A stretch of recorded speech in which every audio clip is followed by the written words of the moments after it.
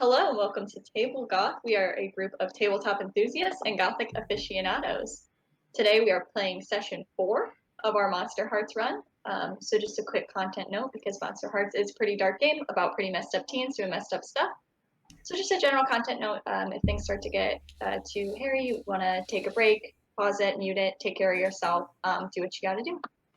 We'll go ahead and introduce ourselves, starting with Bakesy.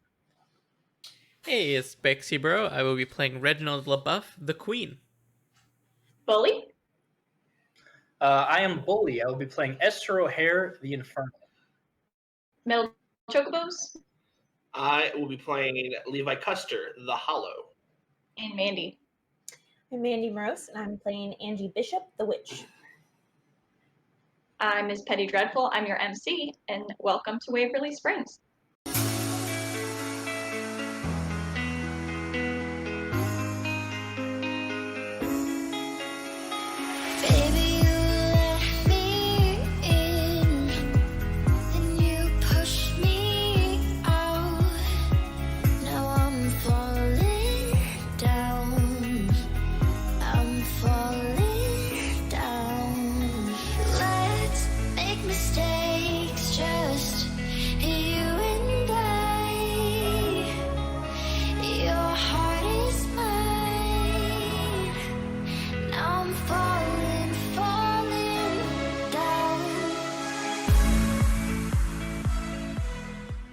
Alrighty, so last time we started off outside of Coach Abrams' office. He was confronting you, and after you had all gotten to his computer, after a brief confrontation and an argument between Coach and his daughter Abigail, you all left except for Esther, who stayed to eavesdrop.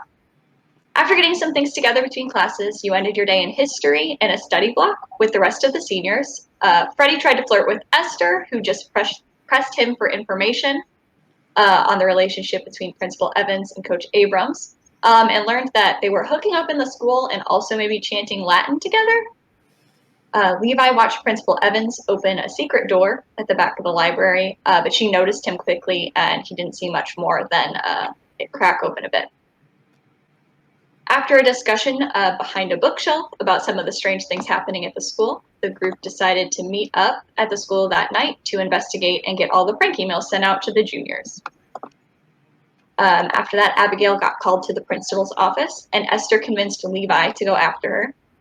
Meanwhile, Esther got her flirt on with Ethan after some wingmanning by Angie and an attempted cock block by Reginald.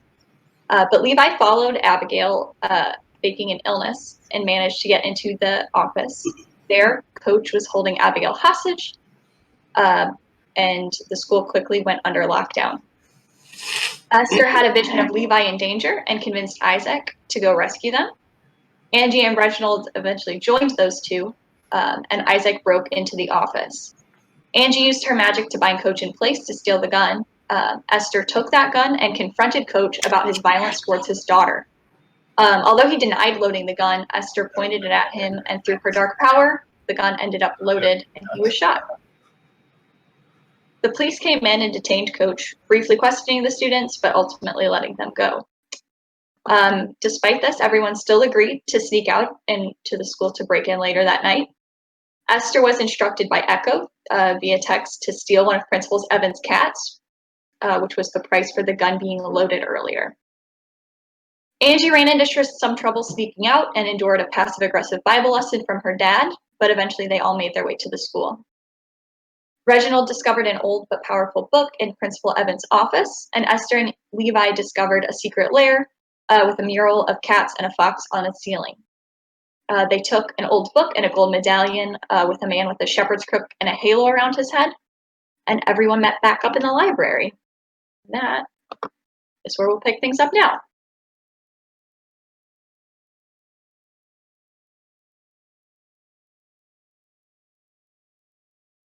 So you guys have just arrived with your spoils after coming back, followed by Lori and Angie actually coming back ahead of them after not making her way down the stairs.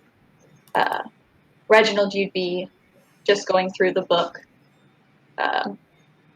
as they came in, and Nick had just sent out all the emails, including the one that you would have sent to Levi's mom at the mayor's office.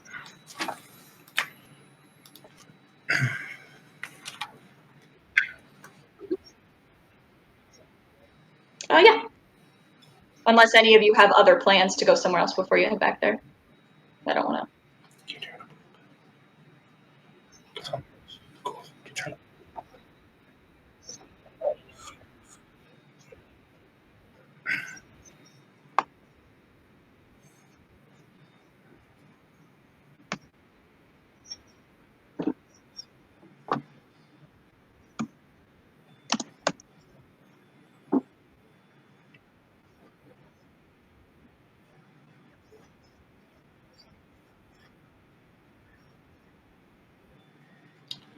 Yeah, we found some weird stuff too.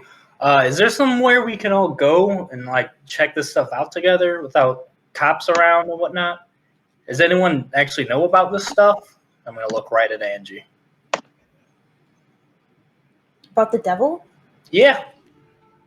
I can show you some verses. So can we meet up at your place? You got like devil books or stuff, something we can use? My dad can talk to you about the Bible. He's very good at it. Very good.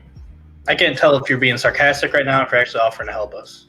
I mean, I am telling you that if you want to talk about the Bible... Should we bring this stuff to your dad then? No! Well, then why are you even saying it? You're... Angie, is there anyone who's actually willing to help right now? Lori raises their hand. Sorry, guys, real quick. I just realized I didn't pick up my voice a second ago when I was talking. So, I don't know what we want to do about that. Pretty much the entire time I was talking, it was muted for the recording because my dogs were barking earlier. All right, we'll try tomorrow. All right, yeah, we'll try tomorrow. Over. All he really said was, "What are you doing?" There's a bunch of Satan stuff. Yeah, you just start over. I feel like. Yeah, sorry. Okay. Now Angie has a chance to redeem herself, so I don't yell at her. There you go. Perfect. Okay. Yeah, sorry about we good that. if I don't do the recap again and we just... Yep, just cut. Start right over. Just start over.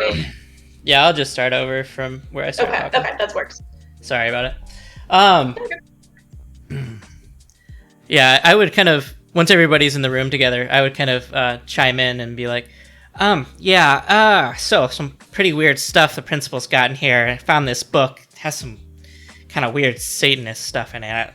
I don't know what that's all about, and kind of matches some of what you guys were talking about earlier. And yeah, we got the email sent out and everything. Did you guys get everything you need? Yeah, we found a weird room, secret room with all sorts of stuff too. We also took something, so maybe we should go somewhere and check this stuff out together. Yeah, that's a good call. We should get out of here pretty fast. I mean, there's a lot of police patrolling. We don't need to be here any longer than we need to. So where do we go?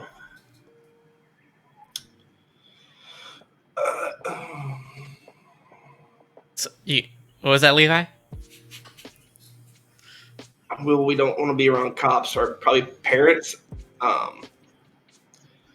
don't know. I mean, we could go to the basement. We got snacks in my house. What kind of snacks? I mean, Doesn't matter. Is there anywhere else? Literally anywhere else? What about your grandma's cabin? There's no one there. Well, I can't go to my grandma's cabin. It's the middle of the night. Yes, perfect. So There's old not- lady, she's not going to There's wake no up. electricity there right now. It would be creepy. Dark. This is creepy. There's a Satan book and this weird. What do you mean your amulet. grandma doesn't have electricity? They're working on it. That's why she's staying with us. Right. Oh. We could go to a creepy cabin or Totino's Pizza Rolls in my basement with a 50-inch flat screen TV. I mean, when you put it that way, that- I guess we got to go to the cabin. Ethan leans over and it's like, did your mom get the combination pizza rolls this time? Yeah. I had a talk with her. So where are we going, guys? It's getting later and later. I say we go to the cabin. There's no parents there, nothing to worry about. I agree. Even though I do want snacks. All right, yeah, whatever. But there better be at least some service there if there's no electricity. I mean, You have to use the Is internet there somehow. service there? Well, I don't know. I don't go up there to use my phone. I guess. Probably. It's the woods. Body. Maybe. I don't care at this point. All right, let's just go. If I don't have reception, I'm not going there. I guess we're going to Reginald's basement then. We need to agree on. Yeah, fine. Let's just get out of here. All right. I'd start to leave. Okay. Go around the back. Be quiet. Don't want to wake my parents up. I mean, they'll be fine if they do, but I mean, like you said, no parents. It's probably a good idea. Okay. So you guys head out the side door, quick to open it carefully, kind of wait for the police to make their pass, give it a couple minutes, and then walk to your cars that you've parked down the street. Drive your way up a little bit further from town. Nice scenic view, big house where Reginald LaBeouf resides. Yep, I'll make sure the door's unlocked and start grabbing soda and snacks and bring it downstairs until everybody gets there. Assume everybody arrives safely, right? Yeah, And you guys then, all get there around the same time, yeah. unless anybody. So, tell me, what this creepy room? What was going on there? There was weird paintings, weren't there? Yeah, there's like animal drawings on the wall, and what did we take from there? It was pull out in the. a book. Oh, Yeah. You're asking out of character. Sorry. How does that sound a character? Oh, yeah. It was in like an amulet with like a shepherd or something. Right? Yeah, so we'll pull that stuff out. Yeah, I'll kind of open up the book and be like, oh, I mean, this is clearly sinister, and I kind of show them the pages of it. Okay. So What language is the book written in? most of it's French. Does anyone know French? It is offered at your school. So if any of you would take it. I primarily Yeah. speak dead languages. I mean, I could translate it pretty easy. You just take a picture on your phone, and there's an app that just translates it to what we need. Yeah, all right. So I don't speak French, but my phone does, so we could do that. Sure. Sounds like a plan. Start trying to plug parts of it into Google Translate or something. Yeah, you could do that. I'll use my phone. Ethan, I know you're good with this stuff. You can look at translations with me. We could maybe pair up and try to take certain chunks of this, see what we could figure out. Sounds good. All right, so I guess me and Ethan, and then Angie, you and Levi could work together, and Reginald, you have friends here, so. I mean, you guys will be using the book and stuff, so what is there more to do for the rest of us? Well, I mean, just we were told, and right now we're translating. Yeah, I mean, if you want, like, whenever we run out of chips, you can run upstairs and grab those. So there's Oh, some hell more of yeah. them in the pantry. And actually, I could go for a Dr. Pepper, thanks. And I start opening up the Google Translate. All right, I'll go upstairs. So he can look at the book, we can look at our book, and then someone else could look at see if they could search for this amulet stuff. I got to get him with Dr. Pepper first. Yep. Okay, Levi, be quick, because you don't want to wake up the parents wandering around or anything, you know? Yeah. I'll be quick. And I'll go upstairs. I'll grab a Dr. Pepper and something else if possible. Okay. I like to find a photo album. So they don't have an album, but they do have pictures everywhere. A lot of like framed pictures of Reginald just like being a successful teen, doing like at the quiz bowls that he's won as the captain, and just different academic achievements and awards he's gotten. Pictures of him holding them with his smug little face. Okay. I'll just kind of take a moment, look over these, and just kind of... obviously I know like this is the son my parents probably wanted. Active in clubs and such. Is there one with them as a family? Reginald, what do you think? Yeah, probably. Okay. Okay. Yeah. If it's small enough, I'd like to take it, pocket it. Yeah, you could probably find like a little one just like on a coffee table. It's probably like the size of your face essentially. It's like the Yeah, frame. I'll just fold it and pocket Cool. it. Cool. And I'll get an ice cold Dr. Pepper and bring it downstairs. You're gonna take his body pillow? And which one? I mean, I got plenty to spare. I'm gonna shake this note up a little bit and give it to him. Ooh. Classic. Okay. So you got your Dr. Pepper. Hey, open it up. So you go through your small book, Reginald, and kind of look over it. There's a lot of little drawings in it. It's essentially like the size of like a pocket Bible. They would like keep. So going through it, looking at the little pictures, looking at going through the translation. It's essentially a book of like for like children, little stories that maybe like a mom or someone in the family would have written down to tell their children or to have record of for their kids. A lot of like moralizing stories, a lot of stories of saints. And then over that, in ink that is a little fresher, occasionally you'll see, and when I say a little fresher, I would say it's barely a little lighter. This book is super, super old, and you can kind of feel it in your hands, just like hundreds of years of it not being touched, and it's very fragile.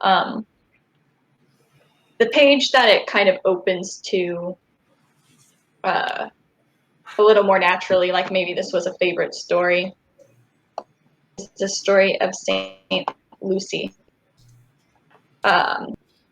Saint Lucy, her parent woman, born to nobility. You're cutting out a bit. Oh, are we back? Maybe. We lost you at St. Lucy. Okay. Cool. I think you're back. It's fine. Okay. The story of Saint Lucy. She was, her parents were Greek and Roman nobility. She was very beautiful, but she wanted to remain a virgin at a young age and betrothed herself to Christ. Her parents, unfortunately, had already promised her to a greedy old man who was very envious of her decision to remain a virgin. And he turned her over to persecution, and they attempted to force her into prostitution, but they were unsuccessful since no one could move her to the place of ill repute. She seemed to be protected by something unseen. People attempted to burn her at the stake, and she was unburned, and it wasn't until she was pierced with a sword that she was killed. And this one has a little note in the same handwriting that the stories have been scribbled down in, that just says, God be with you, little Lucy. In French, of course. But and this is also the only one that hasn't been touched by like some of the symbols that have been scratched over the other stories. So while other ones you see tales of like Renard the Fox and Beauty and the Beast and all these kind of old classic stories, this one of this particular saint is untouched. Okay. I guess I'll kind of chime up whenever I get done looking at all this stuff and be like, yeah, this is a weird book. I mean, there's like a bunch of weird, like confusing scribblings over most of it, but most of it just seems to be like parables and like old legendary legends and stuff like that. In like a child's book almost, but like it's really old. It's really strange. I'm not sure if I quite understand what's going on. Some story about, in particular, seems to be the only one that's not like scribbled all over is some lady named Saint Lucy. I don't know. Ethan would kind of pipe up ever the literary nerd say, oh, am I cutting out? Okay. Actually, that's pretty common to have, families would keep collections of stories. It's how we have a lot of the old fairy tales or old stories about religious tales. They would kind of keep them and pass them along. And, a lot of people think, and he kind of looks to Lori. He's like, a lot of people think that women couldn't read or write or didn't do it back in the day, but they did. And Lori, nods like he kind of gets it. He's almost there. And then Ethan kind of goes back to looking at what he's doing with you, Esther. Do you tell us the gist of the story? Yeah, I mean, sure. If you would like ask or something, I'd kind of just give you the gist of it. So what does that have to do with someone's dad like trying to shoot their daughter? I mean, Angie's not a virgin, I don't think. Yeah, I don't know anymore. Do you know this Saint Lucy? We don't have saints. Oh, that's right. Well, you know, like virgin stuff, don't you? Yes, I know virgin stuff. I mean, like, if the coach and the principal were, like, banging it out and stuff, like, it seems weird that she had this obsession with this prudish story. Maybe they're trying to, like, protect virgins. Ethan, are you a virgin? Are you allowed to ask me that? What do you mean, am I allowed to ask you that? I mean, no. Reginald, you get the distinct sense that he is nervous and lying. Who'd you sleep with? It's not any of your business, Esther. She goes to a different school. Ethan, no one cares. It's a small-ass school. We all know everyone. So it's really surprising that I hadn't heard about that. She doesn't go to our school. Are you a virgin? No, Ethan. I made out and done other stuff. Lots of people. Making out doesn't make you. I said other stuff, Levi. Sorry. Pay attention. So it seems like all you virgins might be safe if something weird's going on. So lucky you. It seems like the issue was that she was a virgin, not that she wasn't.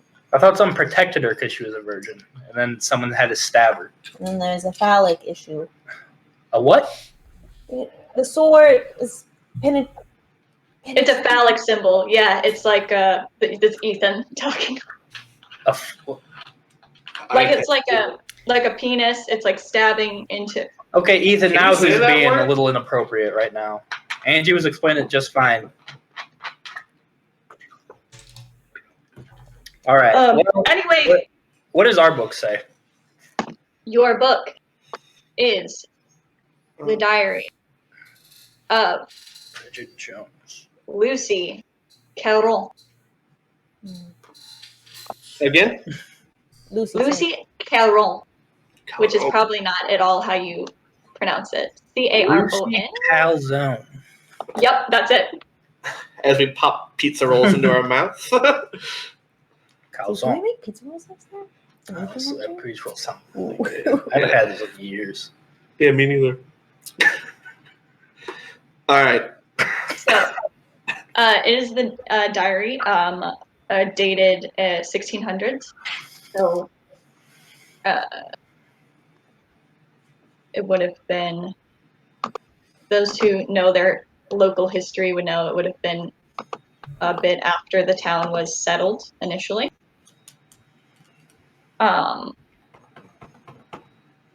And it tells the very unhappy story of a young woman named Lucy who came all the way from France to meet with her husband, who she refers to as Jules, who you again, if you know your local history, Jules Bisset was the fur trader who first settled in Waverly Springs.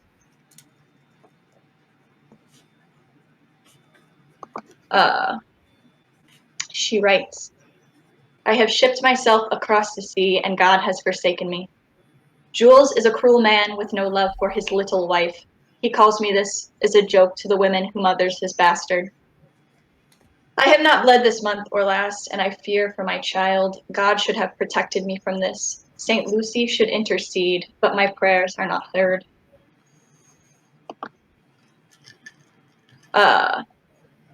Then I have brought a box here from France. He thinks me childish for packing so many little stories from home, but my box is full of more than just stories. I can hear them in the night, these little terrors I have brought. Perhaps I will let them out and see if the man who calls me a child has grown out of his fears.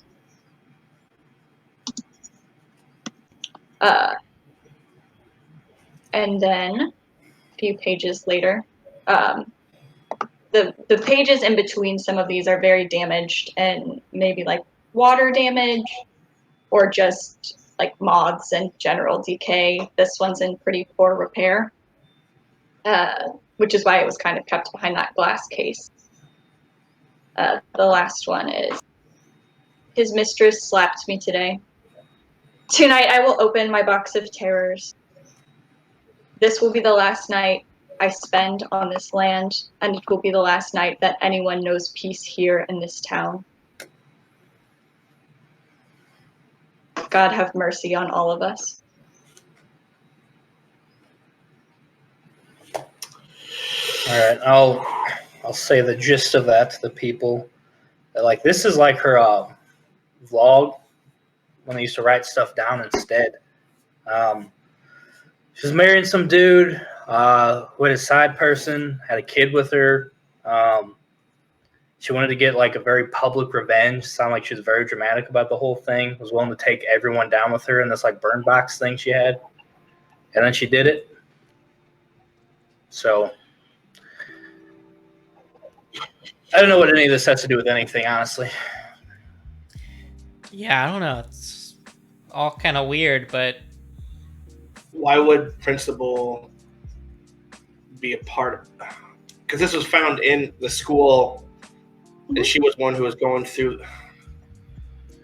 Was there a box? Anyone find a box of terrors, which is probably like a bunch of shade she found and some of the other people in town? Because it sounded like once that box was open, everyone was going to be canceled.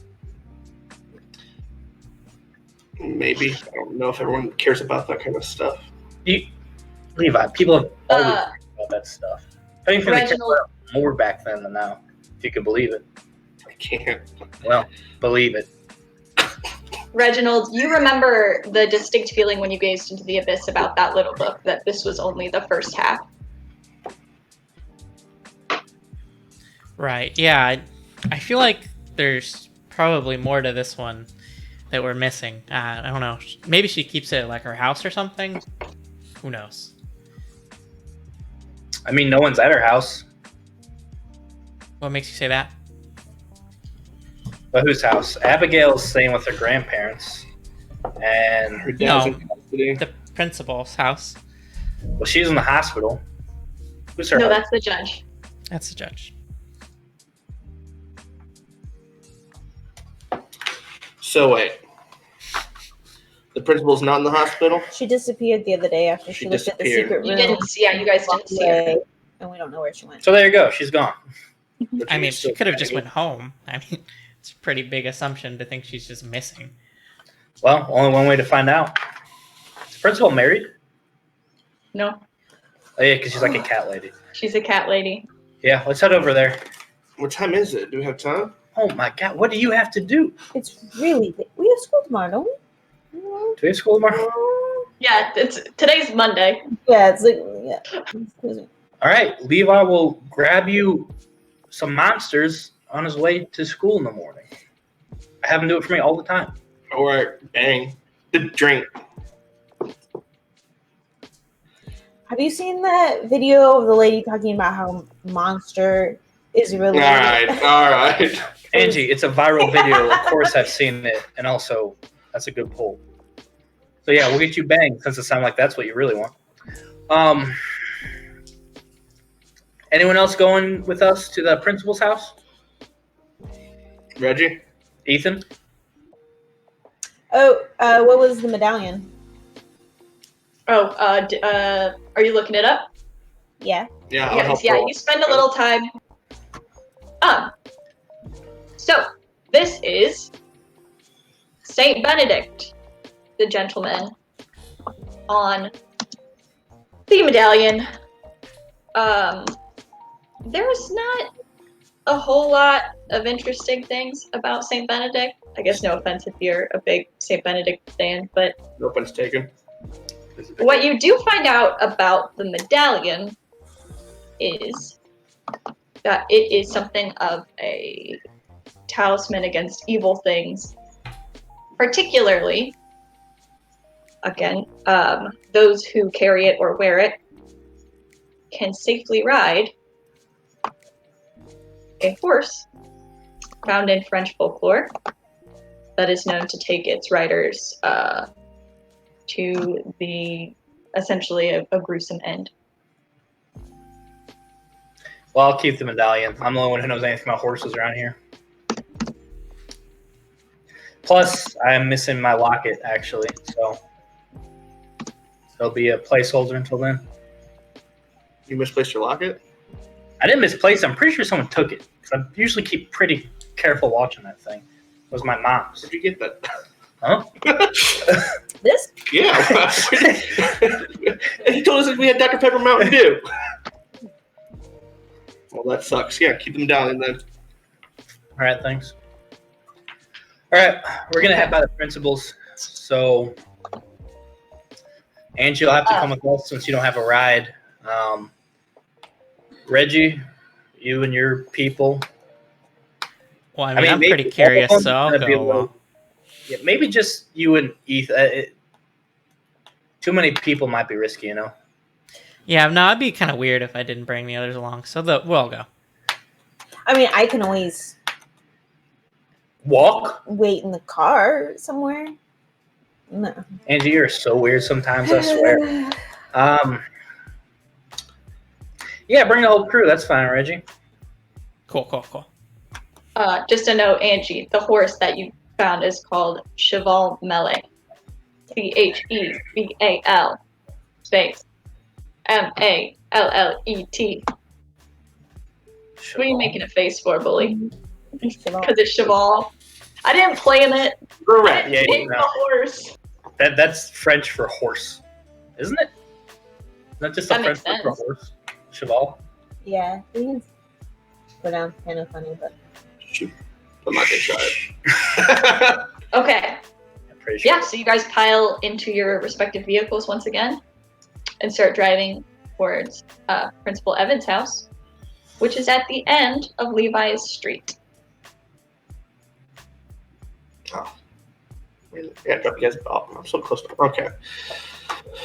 All right. Any cars in the driveway? No cars in her driveway. It's kind of at the end of a cul-de-sac. So like the neighbors are obviously home, but her Any house lights seems on? no. You can make out the glint of a couple cat eyes reflecting off the windows. All right. I'm just gonna circle around and I'll park on the side street next to my house, so we're not just parked in front. And I'll just walk over there. It's close. Yeah. All right. Okay. And we'll make our way to the principal's house. And we have no way to get in there, but I suspect there's a rock with a little key thing, or I'll look under a mat for a key. Yeah, you start kind of digging around. You don't find any keys quite like that. Oh, she's smarter than I thought. Jesus. Angie, can you just give me a straight dark roll? Just like roll and add your dark. Uh-oh.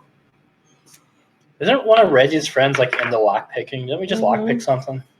Yeah, you can have it go up and start. It's a fail. 5. 5. Okay, Mm-hmm. never mind. experience. So are you guys trying to get into the front door, or? Probably the backwards least. Yeah, I mean, that's kind of what I figured. should we like check some of the windows before we go breaking in? Like, what if she's in there and she has like a gun, just shoots us? That'd be bad. True. Point. Yeah, we'll check the windows, look around for any hidden keys. Yeah, you guys. Before you guys come up, you see on the driveway there's like one of those like ring cameras. So not like the doorbell kind, but like just like over the driveway that you can see. But you guys could pretty easily avoid that while searching. Okay. Take it in. Start playing jazz. Around the back, there's a pretty big garden with some different things growing, mostly like herbs sprouting up at the beginning of or the middle of spring. Nick pretty easily gets up to the back door and goes to open it. He and is anybody helping him or up by the door? Where is everybody? Yeah, I'd be up by the door helping. Okay, I'll be watching, but not like at the door. I'm looking in the garden. Yeah, I'll be watching. you're out. checking the. Okay, Andy's checking the garden. I'm also I'm specifically looking for Nightshade. Okay, not doing creepy stuff in the garden. you. Or You know- anything else that seems. Yeah, familiar. I mean, you know what a witch's garden looks like, and this is it. Why don't you move? Pretty easily. The you get into the lock and the door flies open very abruptly. You and Nick both taking one harm as some force that you've not seen has just knocked both of you on your ass. And looking in, you can see just like the glassy eyes of cats reflecting in the darkness Yeah, at I various just- points. Immediately start kind of backing up. Did you get in? What happened? The door flew open. There's cats. Oh, the door's open? Are you allergic? No, that's He's allergic. Look at him. kind of creepy that a door flies open and there's a bunch of cats staring at you on the other side. It's kind of freaking me out, guys. They're cats. Levi, will you go in so they won't be so scared? fine. And I'll- have an actual man go in. And I'll make my way in. You walk in, still dark. Do you guys have like phone flashlight, or are you not shining lights, or? Just turn the light on. Yeah, you can do that. That's fine. Lights on. You've always heard that she had like 50 cats, and it was kind of a joke. Like nobody actually has 50 cats. It's just an exaggeration. But you count at least real quick, like 35 Metal hits you. in this little section. As you enter, Reginald, you notice Nick start to like brush something off his arm. And as you see that, you feel like there's like a spider on you. And you can't. It's like kind of crawling up your shoulder. And then you feel another one Yeah. coming up I'd the other shoulder. Start really playing it up. That's kind of like twitching and like. Yeah, slapping so the himself. two of them are. Okay. Lord. Do I see that there's And- nothing on them? You turn and see. You see there's nothing on them, and they're both kind of freaking out. And then you hear from the garden where you've just turned away a voice say, "Can I help you find something?" I guess I was looking for the solution to that illusion spell. And you turn around, and there is a black cat perched up on the garden bed. And it looks at you and blinks for a second. And you're clever enough to figure out what spell it is. I'm sure you can figure out how to break it. And it sort of does the shitty, smug cat walk away. It turns its butthole to you. Like when a cat's just knocked something off a table and then and it just paces kind of up in the garden and hops up on a tree and kind of clambers away. Inside the house, you put the light on. Lots of cats. But I mean, otherwise, it's just like you're in the dining room area. There's like a kitchen off to the side. It's a pretty nice house. You're not quite sure how she affords it, running like a school for, the small public school, but some people have family money. Maybe she got it that way. There are stairs going down to the basement, over connecting. There's a living room. You can kind of see through like one of those like kitchen or like cutouts in the wall, like a living room, and then stairs going up, 2-story building. Who all went in? I'm gonna have dragged Ethan in, have him by the arm. Okay, yeah. So you, Ethan, and Levi will come in. Can I try to shut that down? You're being attacked by spiders. That seems fair. All right, never mind. Don't worry about it. Okay, I was like, you can try, but it's going to be at a penalty. So there's stairs. There's an upstairs and there's a downstairs, and then the main floor. Yep. Is there a photo album? I'll check upstairs with Ethan. You check this floor, and then we'll all meet up and go to the basement. Yeah, I'll check for secret doors stuff around here. I'll drag Ethan upstairs. Okay. So, yeah, we'll go upstairs with Esther and Ethan. You get to the top. It's like kind of like a 1.5 story where you can see there's like an upstairs bathroom, and the master bedroom. It seems like those are the 2 things that are up here. Still very nice, like very updated. Go into the bedroom. The bed is made. Everything is like really nice. Her whole house is immaculate, the way her office was. She's very minimalist. Not a lot of tchotchkes. No pictures of Levi anywhere to see. Just keeps it honestly kind of cold and lonely looking. I want to see around our bedroom a little bit. Okay. Snooping around a little bit, looking under the bed, looking through her drawers, going through like, I assume like digging through like underwear and clothes drawers, looking for things. You do find under the bed her laptop. It seems like her personal laptop. We should probably take this. I'm assuming Reggie or one of them could get into this and figure something out. Yeah, I mean, they can break into that easy. Doubt she's got any kind of personal security on that. This is kind of insane. We're stealing our principal's laptop. We're in try not to. the house that we just broke into in her bedroom right now. Yeah, I'm trying not to think about it too much because if this goes on my permanent record, like, that's it. But it's exciting. It's the most exciting It's thing. not like a real thing. Permanent record is something that's like in cartoons that they use to scare you. No one cares. But are you sure about that? Yeah, I know a lot of things, Ethan. One of those things I think I know is that I think you lied earlier. About no, because women really did. Ethan, right now we're doing an insane thing at an insane time of our lives. And this could get a little crazier.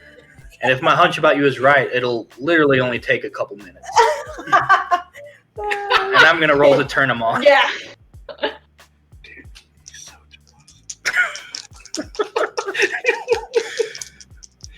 You wanted to turn Ethan on.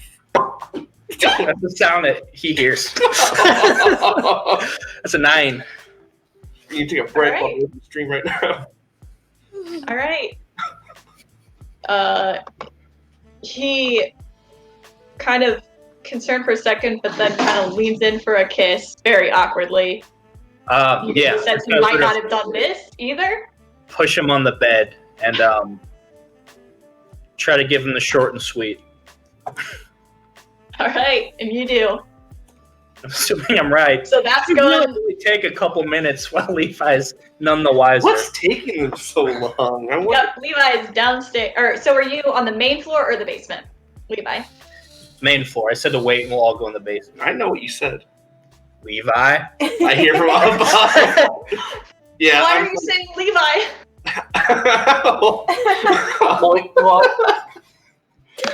I'm gonna walk around the main floor, and I'm gonna be pulling every sconce I see, pulling books to see if there's any secret passages I'm missing. Well, I'm tugging on the sconce too. Oh, Lord, are you in the darkest stuff right now?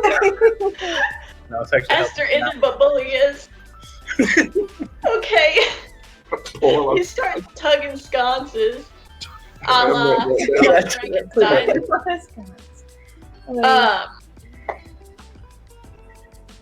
You start pulling. Oh, God, I hate you. Yeah, you're looking for secret passageways. You find like under the like a coffee table.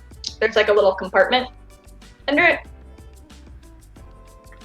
You flick that open. It's just like a small jar full of herbs, plants, little plants. And written,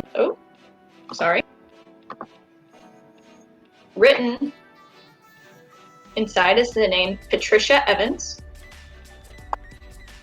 which you would know as the mayor, surrounded by all these things. And then there's like, instead of like a cork stopper, which is what it seems like it should be, there's like papery type substance stuck in the top.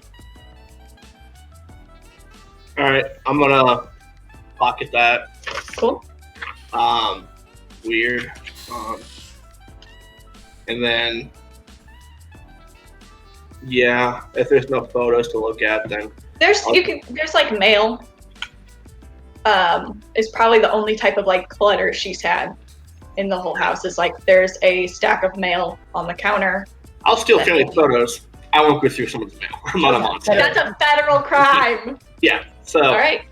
So you pocket that. And I'll just wait patiently with my thumbs twiddling, waiting for them to get done. And outside, so we have Angie and a cat. Nick and Reggie are trying to get bugs off of them. Lori is kind of trying to help. But after a few minutes, you guys have a link telepathically, and Lori is a little too close. And she starts to very nervously try to get something off of her. While this is happening, do I send something upstairs too? Oh yeah. Jesus. Dude, just kind of hear, like in the middle of this. I mean, you're mostly four people off at once. Ethan, yeah. There's like right? a moment of pure excitement for just a second, and then you're back to try to get the bugs off. Angie, because they are probably not capable of doing anything. What do you want to do? I'm gonna talk to the cat a little bit more if it'll let me. All right.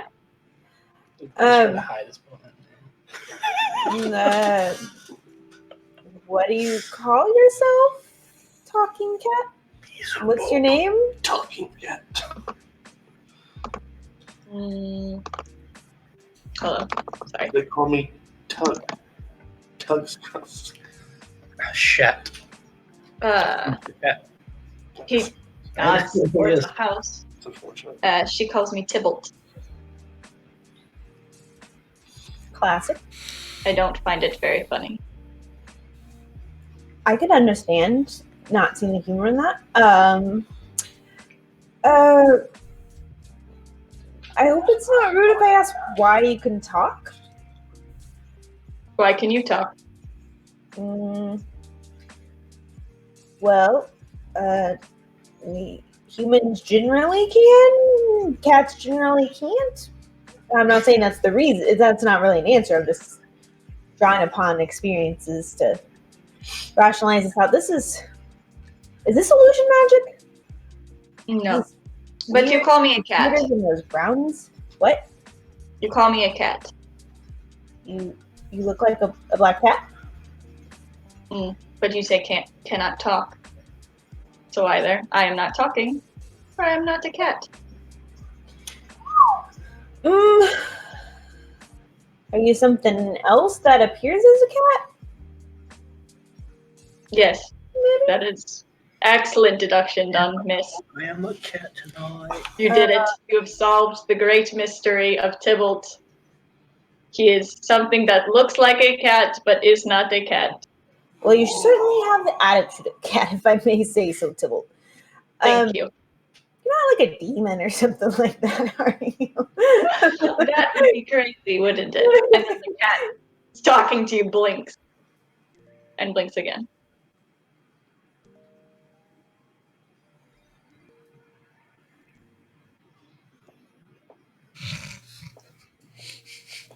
Are all the other ones inside too? Oh? Oh, there's a bunch of them. Are they cats or are they, Go ask whatever them. you are? Oh God, they all talk too. Yeah. You ask me a lot of questions and offer nothing in return. I tire of this. Mm. And the cat starts to walk away and kind of like maybe like dig something behind a tree. Ew. Do you know Lucy? I know Lucy. But that is all I will tell you about Lucy. Unless you have something to offer Tybalt. No, I mean I don't really. Hmm. I just hope she's doing better than she was.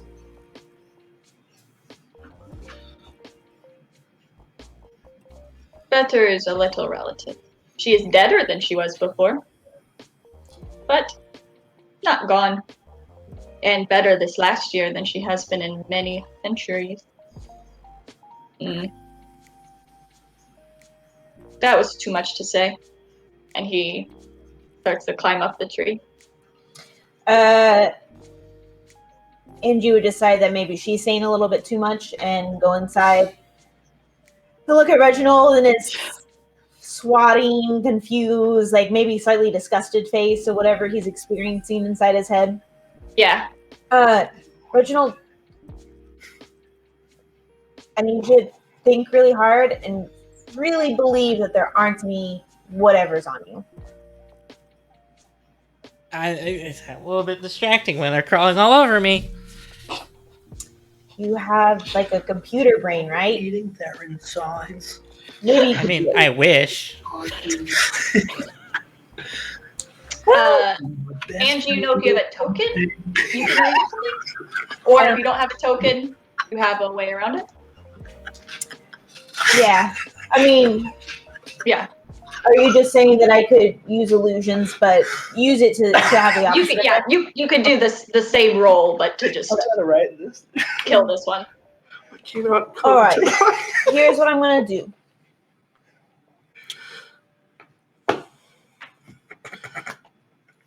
I'm gonna help you, but I need you to do a favor, and none of you talk about what I'm about to say. Yeah, whatever. Just get these things off of us. And if you break your promise, they'll probably return. And Angie's very sleepy and has had too much caffeine. Don't test me, please. All right, enough threats, So I Carrie. would Just say, fucking do I it. feel like they're on my eyes now, and I just need you to get them off. And she's kind of like clawing on her face a little bit. So I look at Reggie in his eyes and I chant in tongues. Okay. Mhm. That's a 10. That's a full success. So the spiders are not even like they've crawled away; they are gone, Reginald, and also well, It's like I'm a not gonna make cartoon. 3-year-old for Nick. Yeah, it's just gone. And Lori, after kind of scratching at her face, like rubs her eyes a little bit.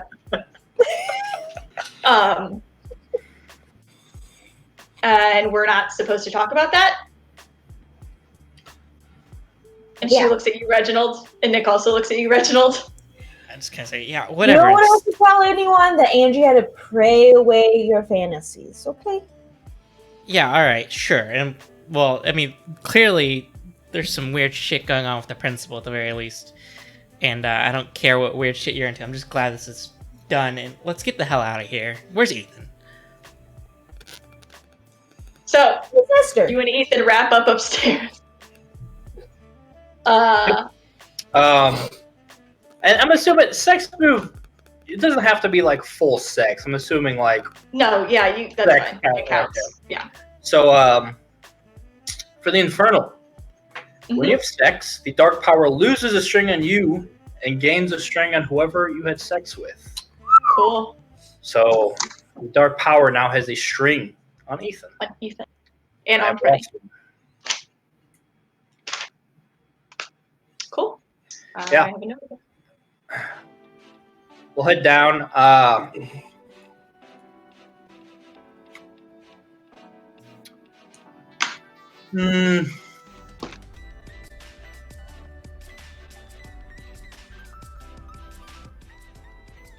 I think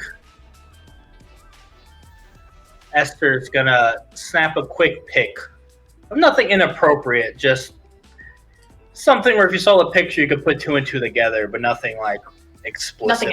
Yeah. Yeah. Gotcha. Of just That is probably- consent? Yikes. Oh yeah, Esther has no concern with people's privacy. Just sort of him probably just like laid out, wide-eyed on the bed for a second, just mostly his face. Yo. And then we'll head downstairs and meet up with Levi and see if the others have made it inside. But Okay. Why'd your shirt on backwards? I didn't take my shirt off. I wasn't talking to you. I didn't take my shirt off. Angie? I wasn't talking to you. Yeah, guys head downstairs. Ethan a little like trying to put himself together, recovering from that. As the Buggy boys all head inside. To the basement? Did you guys see anything weird around here? Or talked anything weird around here? Anything weird happening? Not anything weird. So we grabbed a laptop. I probably would have grabbed, I found like a bag or something, large, like. Yeah, like in her closet, she probably has Yeah. like a big divider. Yeah. I have sort of a large bag. Like we took a laptop. Ethan said guys could probably get into it. Reggie, we're gonna check out the basement real quick and then get out of here. You Sounds Yeah. like a plan. gonna Whatever, just take the laptop with you? Yeah, I mean, unless I guess you could look at the laptop here. That might be better, actually. yeah. Let's do that while you guys go to the basement. Just let's hurry the hell Sure. up. Yeah, This I'm place gonna is keep freaky. that. I'll get the laptop out, give it to Reggie. Yeah, you guys work on that. Me, Levi, and Angie can check out downstairs. Okay. I just be kind of scanning now that I really know what this place is. Just like really looking for any. I know it's very sparse and whatever, but anything that might stick out. To keep them safe. You and also Reginald now can both give me just a straight dark to add your dark to it.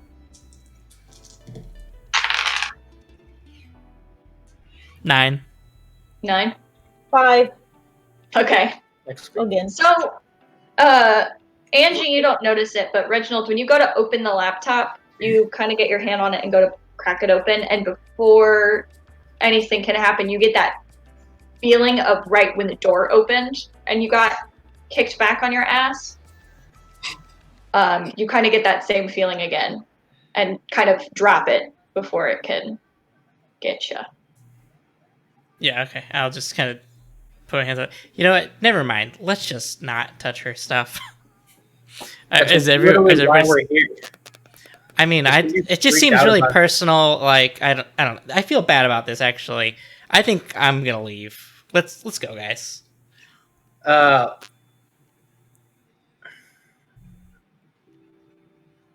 mean, we don't really need him. We have Google Translator. I thought he could help with that kind of stuff. Yeah, but we're missing some stuff, and now suddenly Reggie can't get into her laptop. I thought you were good at this stuff.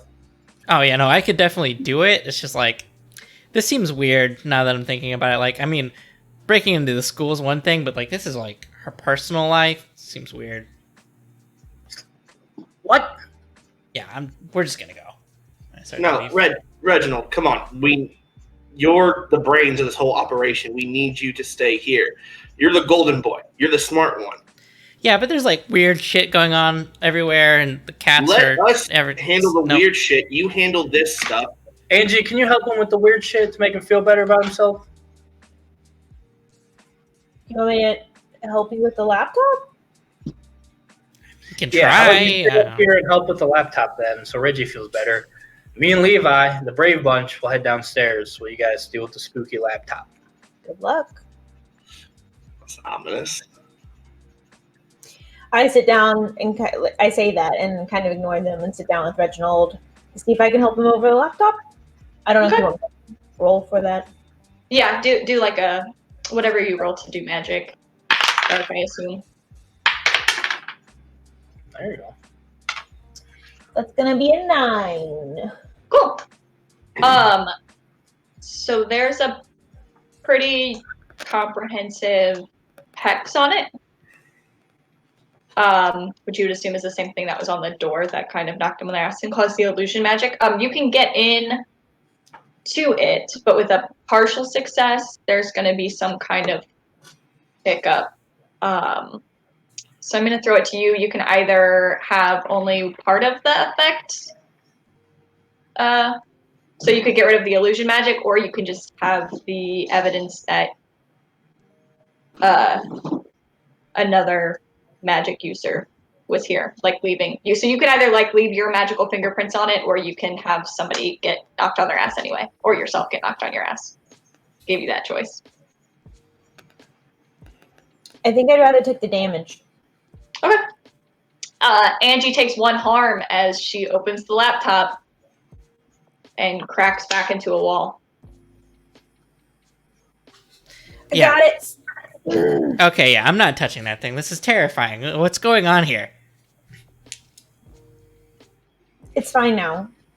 I fixed it. Here we go.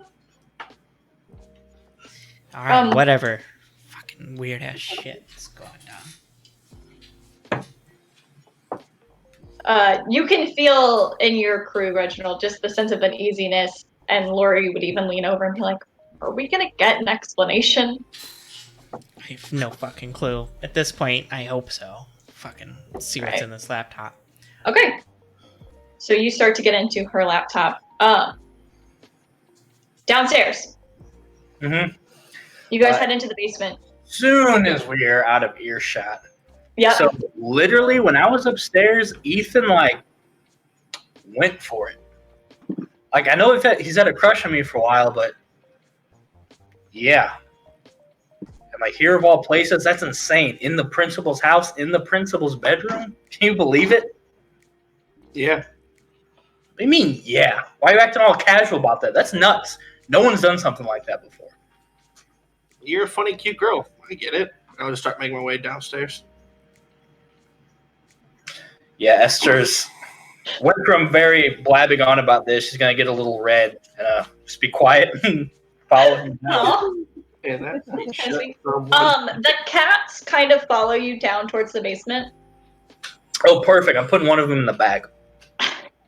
Oh yeah, you're supposed to steal. Yep, that's why I have the bag. Good luck.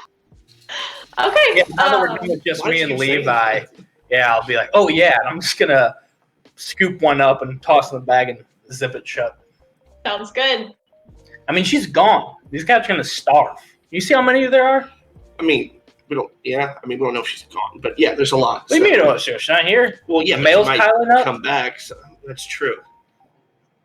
Yeah, so it's literally the moral thing to do is rescue these cats. I'm probably just gonna leave the door open so the rest can get the fuck out of here. So then why don't? Okay, Well, this one I'll rescue. This one's cute. sure. All right. All right. And then if she asks about it later, she comes back like, "Oh no, all my cats are gone." I'm like, "This one wound up at my place, Principal." Airtight story, Esther. Thank you.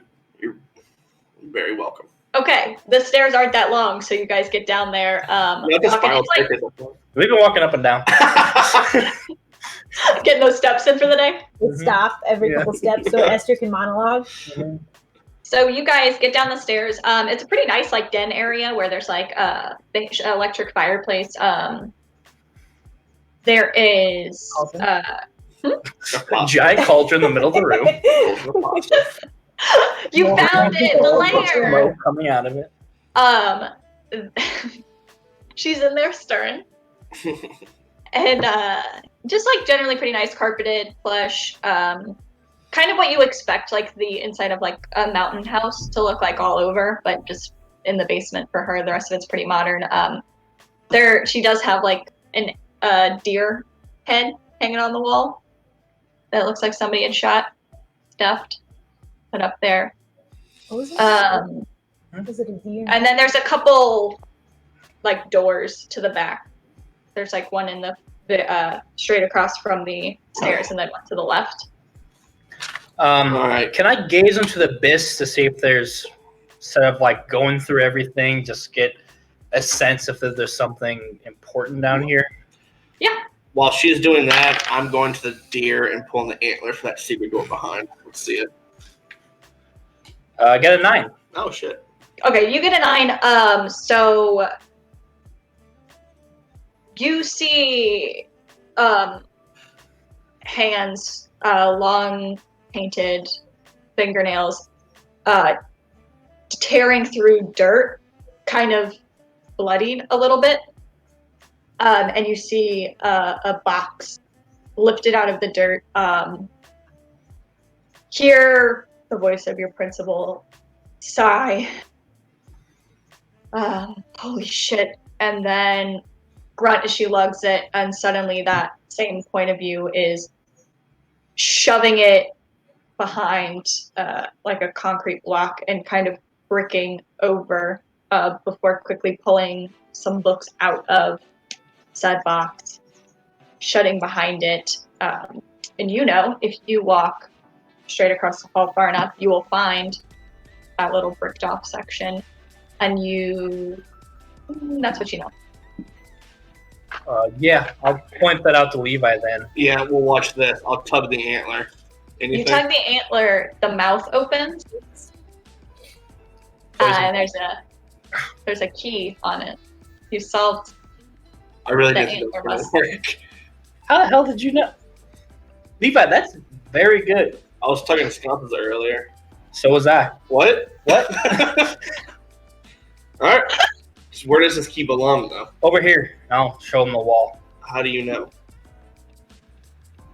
How did you know? I just told you I was tugging sconces. I just tried to get. And I said I was too. So open the damn wall. I swear you're wasting everyone's There's time no right now. keyhole in the wall. What do you mean open the wall? Look. So you open the door to what looks like kind of like a boiler room, or like where like the hot water heater, different units are, and there's the wall bricked over. Newer than the rest of the furnishings in here. It looks like not as much dust has settled on them. And you could push around a little bit to find a loose brick after spending enough time in here. Okay. Where you could pull it out and kind of pull to get to that box. Okay. What's this box look like? It looks charred, Timber. like it had been through a fire. It's a wooden box. You wouldn't expect it to remain intact. But it is burnt to pieces. Yet somehow it Right. remains. I think Okay. this is the box of terrors. So why does our principal have it? Is she Lucy? Or Let's bring this to the other. I don't know. And we'll head upstairs with the box. Okay. You still have a key. Okay. Is there like a keyhole in this box? No, there's another door though. Try it on that door.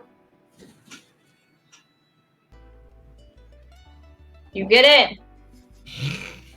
for those on This is- podcast, I was opening the door. Do some Foley work. You ever heard a door before? Okay, all right, horse girl. You open it. There are what looks like legal documents all along the wall. It's like an office, and this is if you expected documentation like on her bedside table, in her office, in any other room in her house. It is here, and it is a mess, stacked on top of each other. Papers that look like they could be from last week, and some that look like they're from 200 years ago, just on top of each other. Similar books to the ones that you guys have seen elsewhere. Yeah, kind of stacked on this old desk. Does anything pop out? As I over them? Going through, you see maybe a couple more of those like tiny books, but none of them spending enough time. How much time do you want to spend in here? I'm gonna go I guess upstairs and get the others more, so there's a bunch of us. We could clear out some of this stuff. Okay. I'll stay down here and do my thing while they go upstairs. I found a box of terrors. There's a bunch of documents downstairs. Someone go down there and help Levi bring some of it up. You see Angie in a wall. Yeah. What? The box of terrors from the diary. It's this. You didn't open it, did you? No, it's sitting right here closed, tucked under my little arm. A very petite, feminine arm. So there's a bunch of documents downstairs that the rest of us... At this point, we might as well just rob this place. I mean, not like rob it, but like just... She's going to know we were here, you know?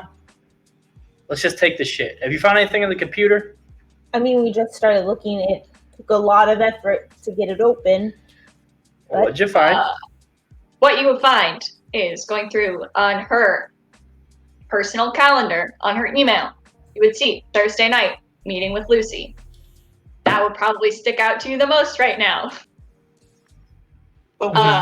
Where is the meeting? It does not have a location tagged. It's meeting with Lucy. That is Thursday night. Going through her emails, there are arguments between her and her sister Patty regarding security measures, is what they keep referring to it as. They don't say what the security measures are. But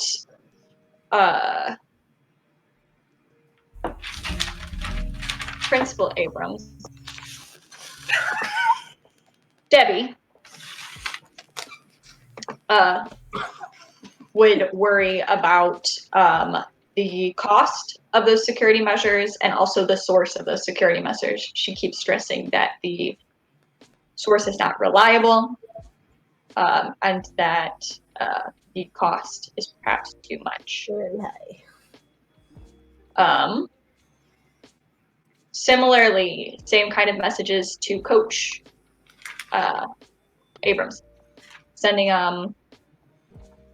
back and forth, essentially talking about Patty, and that she,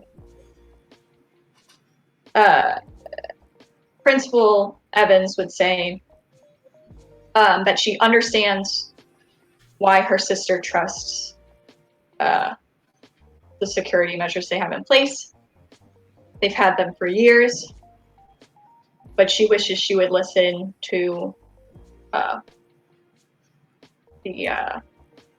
she'd phrase it as the new information that has come to light regarding them.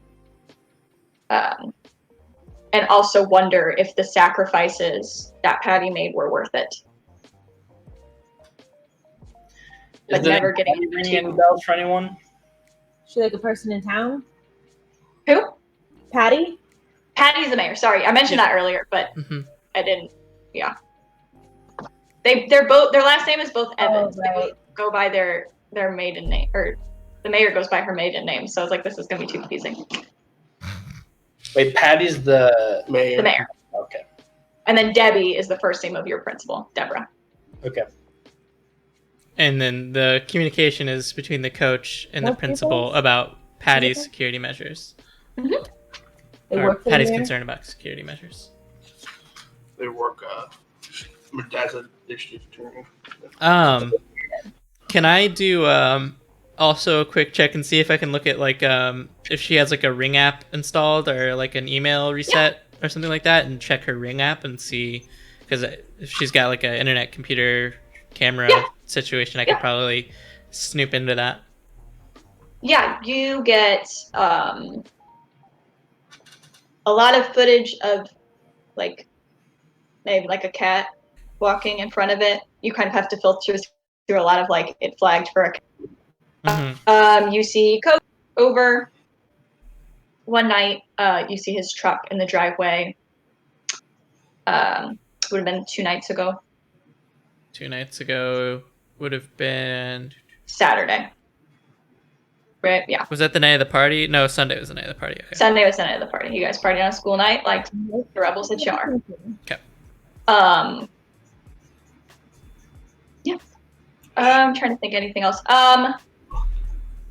You would get it's not anything on there, but like essentially like it would completely like white out, like there was a flash of light coming from like inside the house that got out late at night that kind of triggered the sensor. The same night that he was there? Yeah. Okay.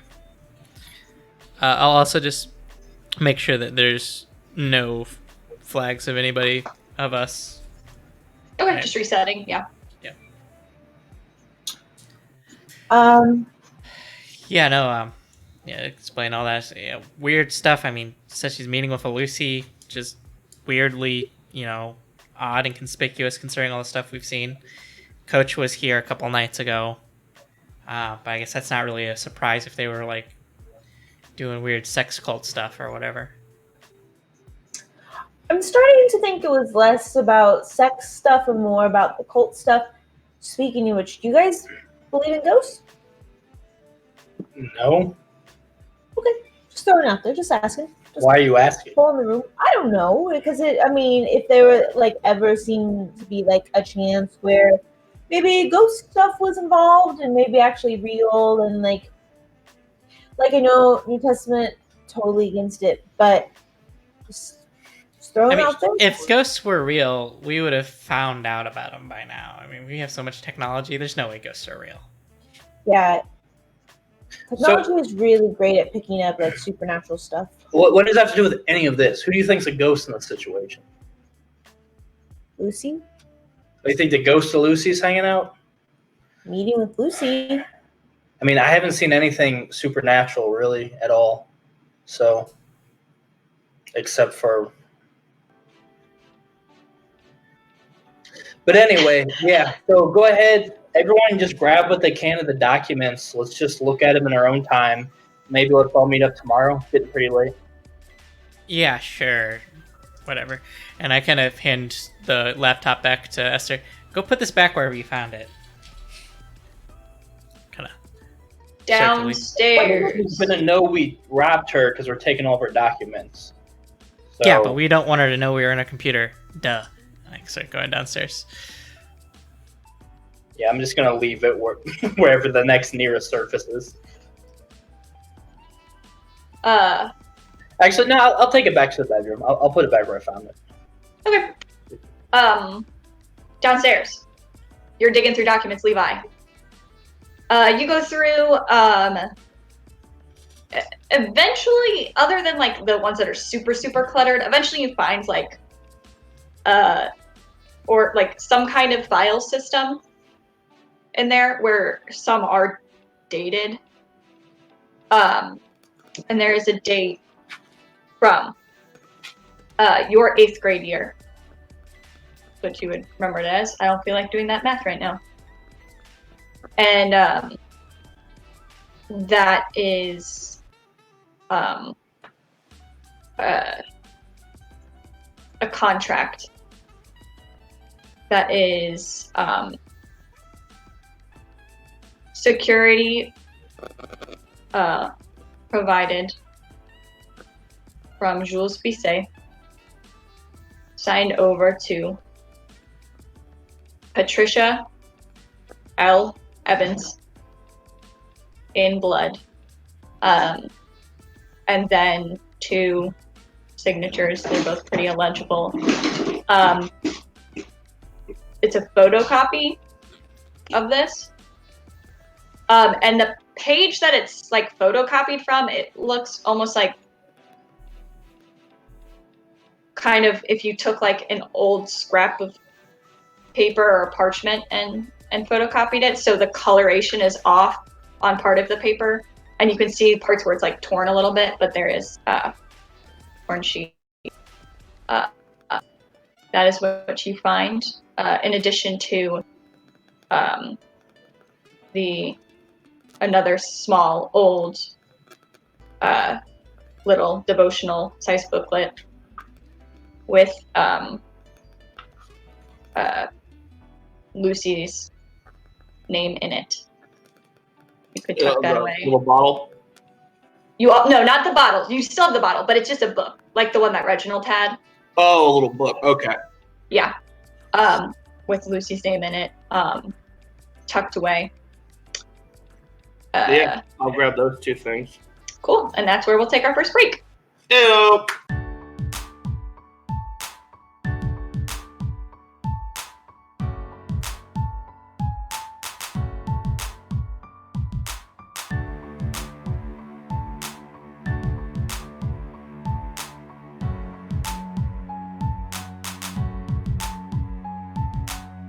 Welcome back. So we left off. Levi was downstairs filling his pockets full of documents and little books. You guys, I think, were headed downstairs, or we're talking about. Reginald was. Reginald was. We were Esther grabbing was going documents and upstairs. leaving. Yeah. No, Esther was leaving the shit downstairs. I came up and I told everyone just grab a document, let's go. Okay. So while I was doing that, Levi grabbed a couple docs that are important to him. So I assume the rest of us are going to grab our stuff, go. I said for us just to read it on our own time and reconvene tomorrow. Okay. So. I'll drop off Esther and Angie to their houses. Okay. Are you going home after that? Yeah, I'll drop off Angie first. Okay.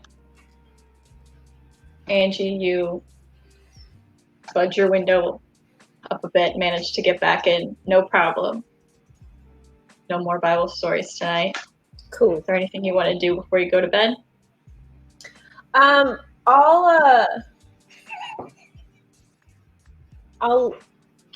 look through the papers I got. Keys to the abyss.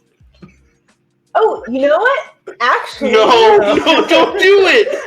What are you doing? The abyss. Okay. To try to find out about those freaky demon cats I just talked to. Okay. Roll for it. The old FDC, huh? Freaky demon cats. Ooh, baby. Nope. I like it. Damn, is that what I think it And is? that's with dark, right? Oh? Oh, that's gonna be a 14. Woo! Okay. I want to preface this by saying, as with every French thing that I've pronounced this entire time. I will say it wrong. Please don't. Okay, I'll try my We're best. intermediate French, so 4 semesters. yeah. Does not show, guys. We know. We did. I saw Amanda wear a beret once. Got an A. Yeah, nothing French. Okay. You know the stereotype of like a witch with a familiar, where a witch would have like a cat or a bird. It's pronounced familiar. Okay. God. Yeah. What? No, that showed. That guy took French. that was good. This Oh. is along those lines. I hate everyone. But this would you would know Just tell us. that it's Matagot, Matagot. Nailed it. Say it with your intermediate French. Yu-Gi-Oh! You said it right. What is it? More. Matagot? Matago? Maybe? It's Yep, totally Matagot. Matagot? How I would say it. Matago. Mexico. Okay, so it's that. That was French. They are spirits frequently disguised as cats, but not always. Occasionally they are foxes or like little birds. The ones that you saw were cats. Some of them are said to bring wealth if you treat them well. Mostly, though, they're very evil, and unless you are taking care of them or offering them something in return, they're not going to be great for you. It's part of the black cat is unlucky, kind of where that comes from.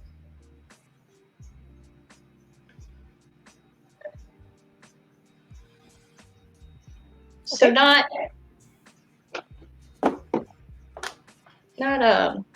good guys at the least. Do I know from like whence they came, how they came there? They're. I mean, you would kind of learn that they're French in origin, so presumably they came from like the woodlands of France. They came from cheese. Yes. Oui. Sorry. Wait. And yeah, for the most part, they won't do anything unless you offer them something in return. Do I know what like kinds of things they want? Like Fromage, baguettes, omelettes. Yeah. Food or like services or fromage? more like a Omelette du fromage. Vin. Is that wine? Vino. you would get the idea. Some of them are looking for like a fishy place to live, and others are a little more ambitious, going after. What are you saying? Okay. He's saying the 4 words he knows in French. Going after things like favors or bargains in the name of some kind of dark power.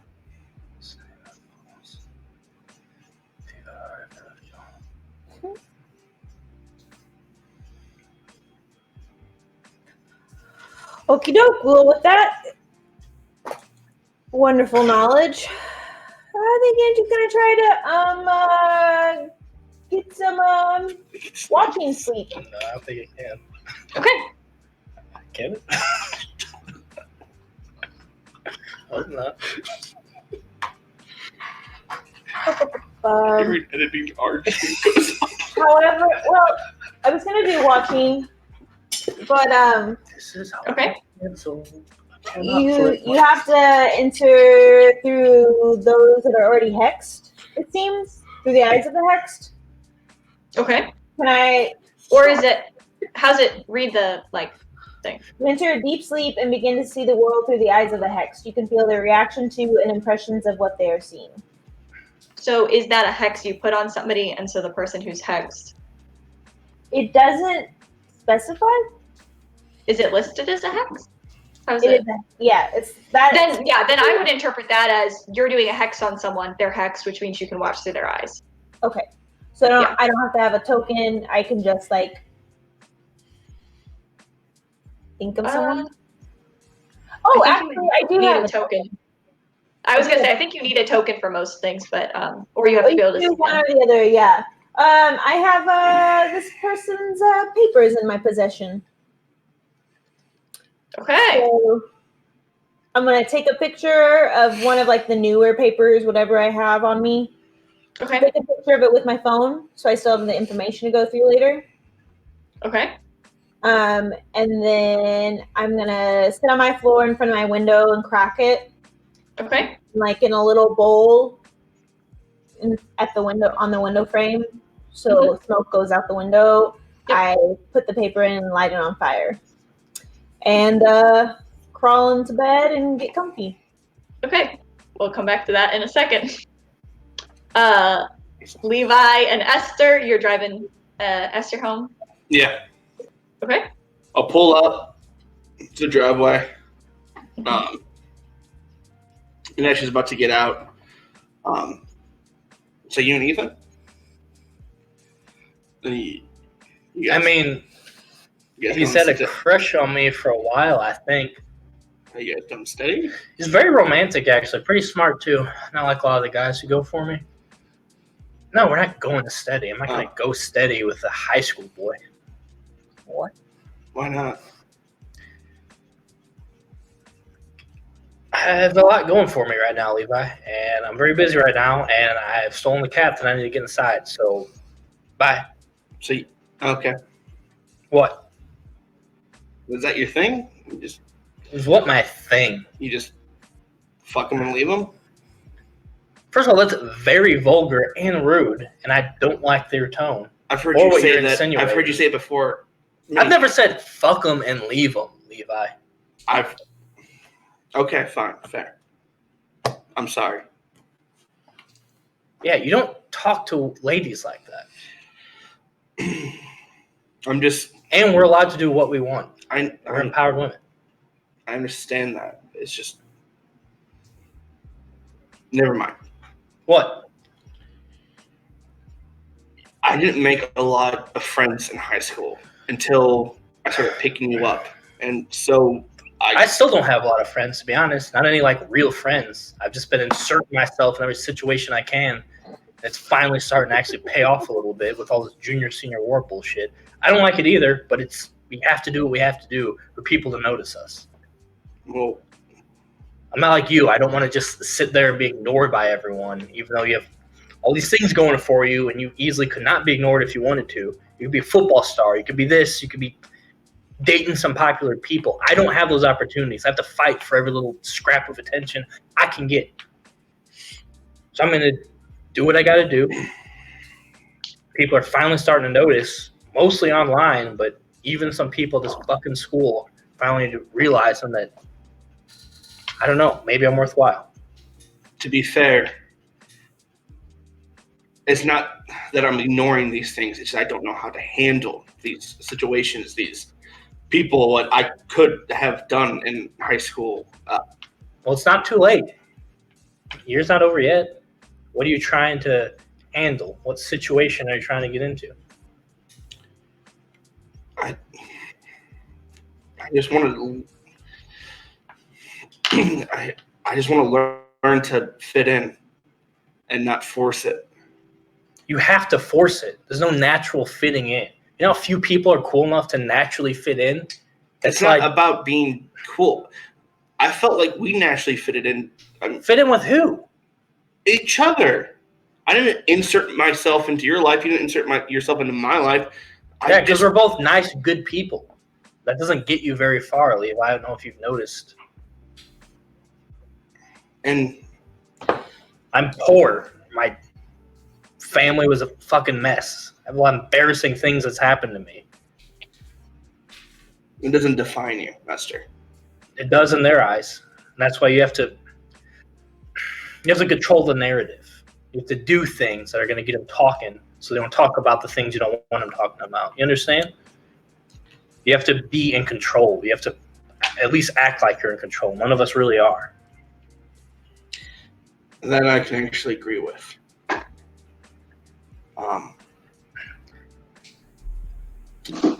Sorry, it's been a stressful night. It I has. didn't mean to. And to be honest, I really don't give a shit about any of this stuff at all. I don't understand it. I don't know what it has to do with anything. Seems like some weird people's family problems. I've had enough family problems, real problems, not dealing with ghosts and shit. I don't believe in any of that. Do you actually believe in that? No, I don't. But with all this weird shit and secret doors and I found this, and I'll bring out the vial. What's that? It says Patricia Evans on it, correct? Correct. Yes. It's herbs or something with the mayor's name on it. I Don't open that. wasn't Save planning it. on it. I have a plan for tomorrow night. The weirdest shit about all of this, honestly, has been Angie. You know what we talked about? That stuff she did? Did you talk to her about that? We're going to. We didn't really have an opportunity to do it, but I think tomorrow is when we should. All right, well, I'll pick you guys up tomorrow. You first, and then we'll pick up Angie. We can talk about it on the way to whatever you have planned. Yeah, I mean, we're supposed to get together tomorrow and talk about our findings or whatever, and that's when we're going to corner her and make her answer some questions. Deal? Someone needs to be here about it, so yeah, deal. All right. I mean, Reggie wasn't there when she did the weird shit, but as much as he fucking annoys me, he's very good about, like, cornering people and getting, like, messing with their heads and Yeah, getting but he them all almost tripped left up. tonight because he couldn't open a laptop or something. I don't know what any of that was about, honestly. I wasn't paying attention. I was inside. We was freaking out. A spider got on him or something? I don't know. I think I'm going to pull him in, see where he's at, see how he thinks about Angie, and then maybe, I don't know. It's a good point. We'll work with it. All right. I'll see you tomorrow. And the last time I dropped her off, she gave me a peck on the cheek. I will give Esther a peck on the cheek as she leaves. You rolling? Yeah. Oh, what is it though?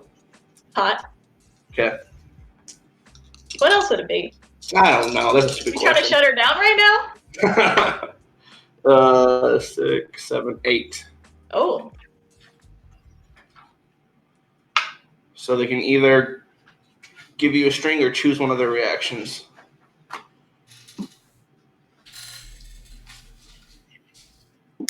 I don't think this timing is No, it's not. It's not. is right for Esther. I think she's No. going to get embarrassed and act awkward. Perfect. She's going to go from sort of telling you what's what and Mm-hmm. being her normal role of sort of bossing you around to suddenly getting very flustered and embarrassed and awkward and sort of leaving on a very weird note. Clearly blushing, though. You can tell that you've had some effect on her. But she's talked to you about timing often, and you keep getting it wrong, and it seems like this is another one of those times. Yeah. Oh, I forgot. This is the same night that we Yeah. failed twice. Yeah. And you had sex with another person. Yeah. Yeah. No. So this is perfect because for Levi, he's gonna like just jot that down in his memory. Like, okay, so that was wrong. I'll try it better next time. Kind of adapt to these people's lives, and then I'll go home. cool. You head home. Esther, you head inside with your Oh, cafe? yeah. I'm texting Echo immediately about what Levi just did, and that's just very flustered, very confused. I mean, on one hand, both Ethan and Levi seem to have taken interest in her the same night, which is something she's literally been pursuing for months, and now all of a sudden it's all happening at the same time, and she doesn't know what the fuck to do. So yeah, she's updating Echo. Also telling her she took a cat. She doesn't know what the fuck to do with a cat, but she did I it. forgot you took it. In response to the got a cat, good, hang on to it, and then very quickly changing the subject, like, how is Ethan? Yeah. like so 8 question marks. she'll text about that a little bit and then fall asleep. Heading up or down the hallway, light of your phone, you would hear Russell come from the couch as your brother sits up and Grog, holy shit, Esther, you all right? And he kind of comes up over you and gives you a hug. I heard on the radio what happened at the school today. Yeah, I mean, it You was. getting home real late? Yeah, it's been a long day. I just want to go to bed. All right. Well, I got. We have a cat now. Can you watch it? Yeah, I heard about the emotional security animals. When did I say anything about emotional security? Not you. At work, I heard some girls talking about it. Well, why are you bringing it up? I didn't say this is one of them. I said I have a cat. All right, I'm sorry. All right. Shit. Watch all the right. cat. I'll watch the cat. All right. Are you doing all right? Yeah, I was just worrying about you. Some officers came by earlier today. I told them you weren't around, and they were coming around here. They better have a warrant, and they know the drill. Okay. Yeah. Good. Yeah. I mean, if you heard, then you know what happened. It's not even the weirdest thing to happen tonight. Strangely, I don't know. I don't want to think about it. I want to talk about it. I'm going to bed. All right, night. Night. Yeah.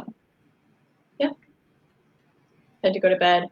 Reggie, you are headed back. The entire ride home the tension is palpable, and not just because you are telepathically linked, because the tension is really bad. You, Nick, and Lori occasionally mentioning comments about that weird shit Angie did. And Ethan just kind of sitting there, not talking.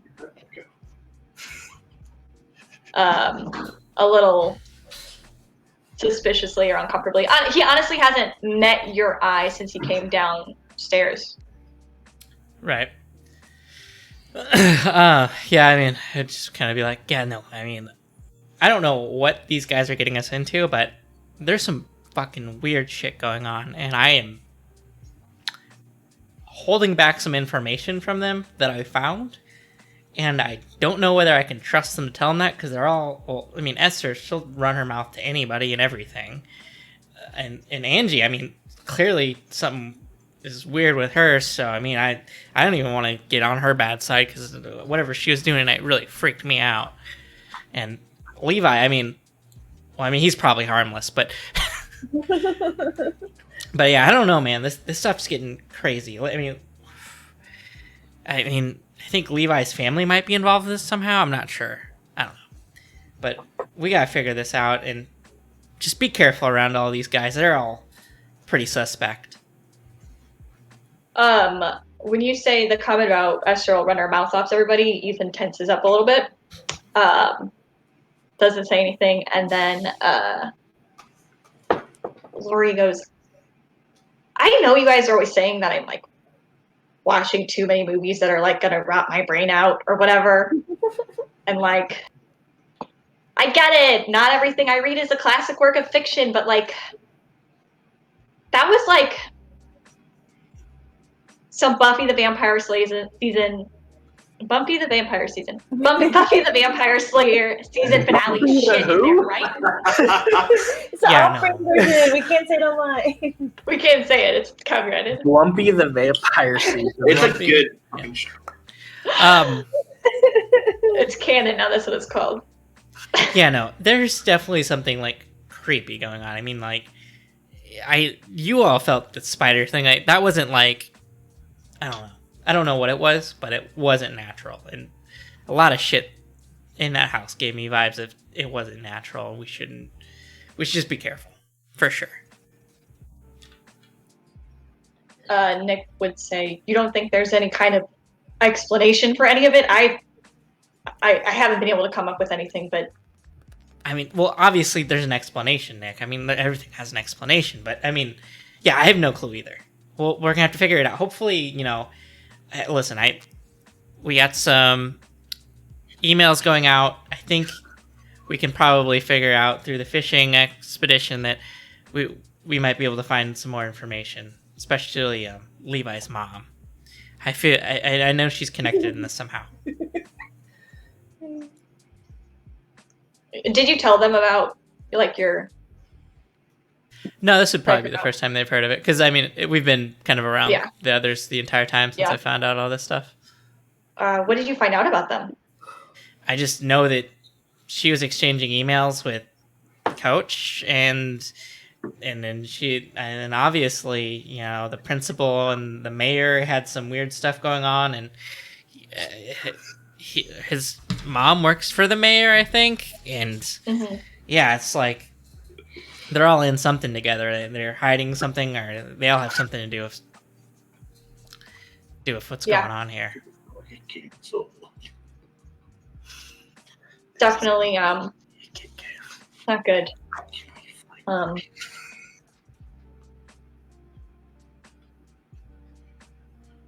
Yeah. And as you pull up into the driveway, Ethan would kind of linger for a second before heading in after you and try to kind of catch you by yourself. Do you really think that Esther's like gonna run her mouth off about like everything that happened tonight, like all the stuff that happened tonight? Oh yeah, for sure. Like, what does she not talk about to everybody? She's trying to turn everything into something she can brag about. She's the worst.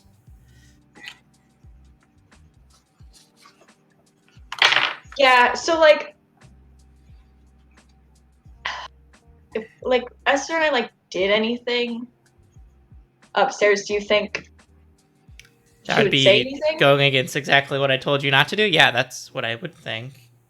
But also, yes, clearly she will. You weren't there, dude. What did you guys do?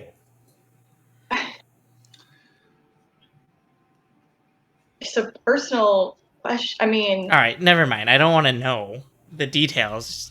I can't believe you did stuff with her. Weird. I mean, I told you not to. She's clearly going to tell everybody about it. Yeah, well, do you think... Good job. Do you remember when she asked if I was a virgin? Mm-hmm. And I was like, no. Yeah, I remember that. Yeah. You're really keeping your cool there. Thanks. Yeah. But it's like, do you think she's going to tell people that I wasn't? Or that I was? I mean, did you tell her that you were? She kind of guessed. I thought I played it off really well. Yeah, no, she's probably going to be like, oh, man, I totally popped his cherry or something gross like that. Sounds like something she would say. What? Reginald. Reggie. Oh. All right. So, yeah, have fun with that over the next week. Yep. And he'll kind of go to head and go, I'm really sorry. I know you said not to, but it was like you weren't there. Like she was so overbearing, or persistent. I don't think she aggressive. I mean, she was like forceful is a word I would use to describe, but not in a bad way. Made a face. Again, too much detail. No, again, just too much detail, Ethan. Let's just don't do it again. I mean, clearly it's a bad idea to do anything with her. Yeah. Right. And he'll kind of go.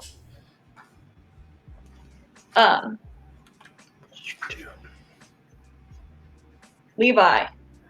Yes, ma'am. You heading home? Yeah. You do anything else? No. Did you break this one? Closed. Okay. You head home.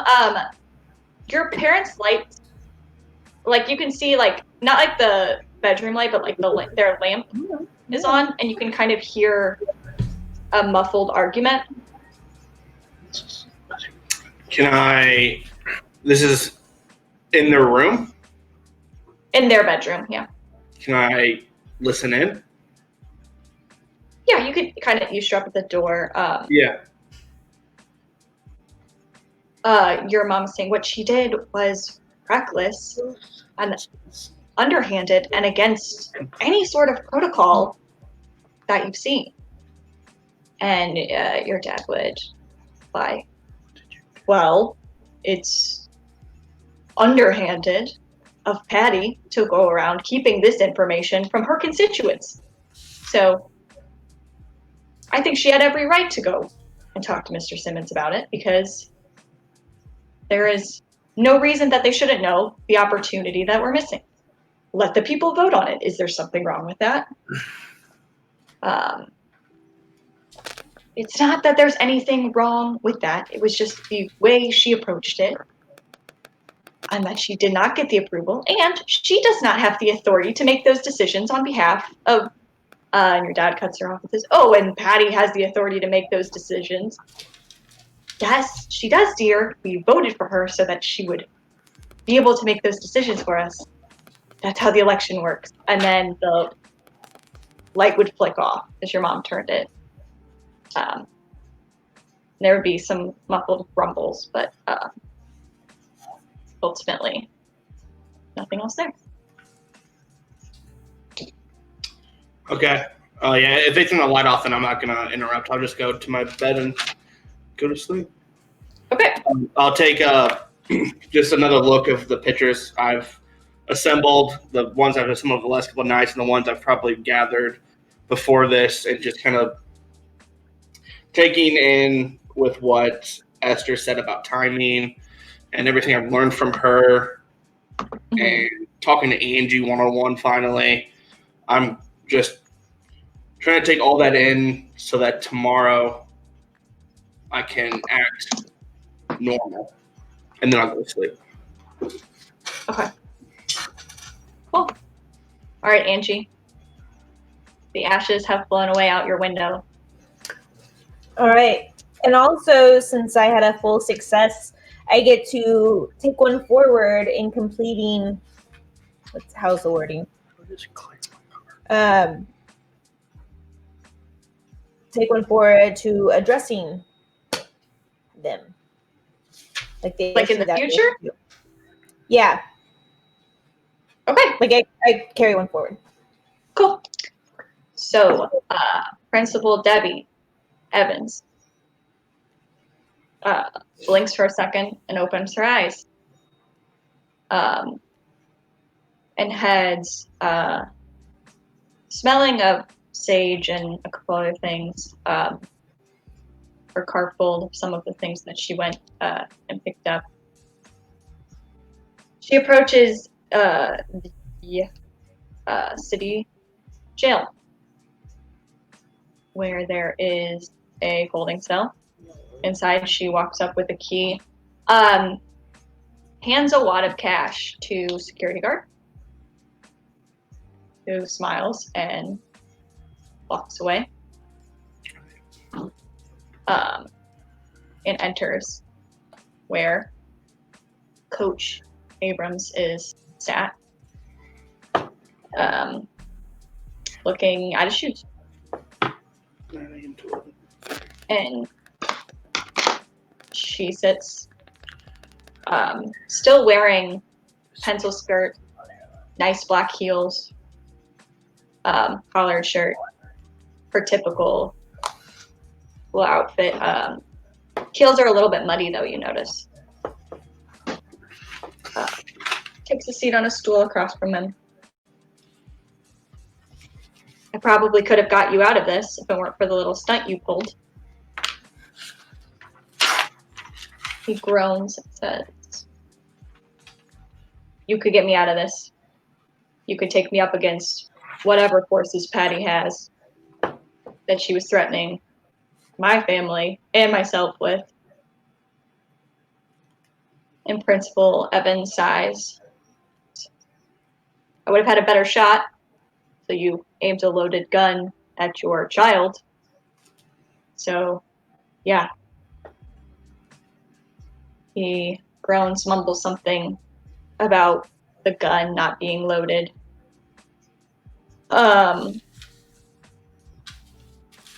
You're not really listening, though.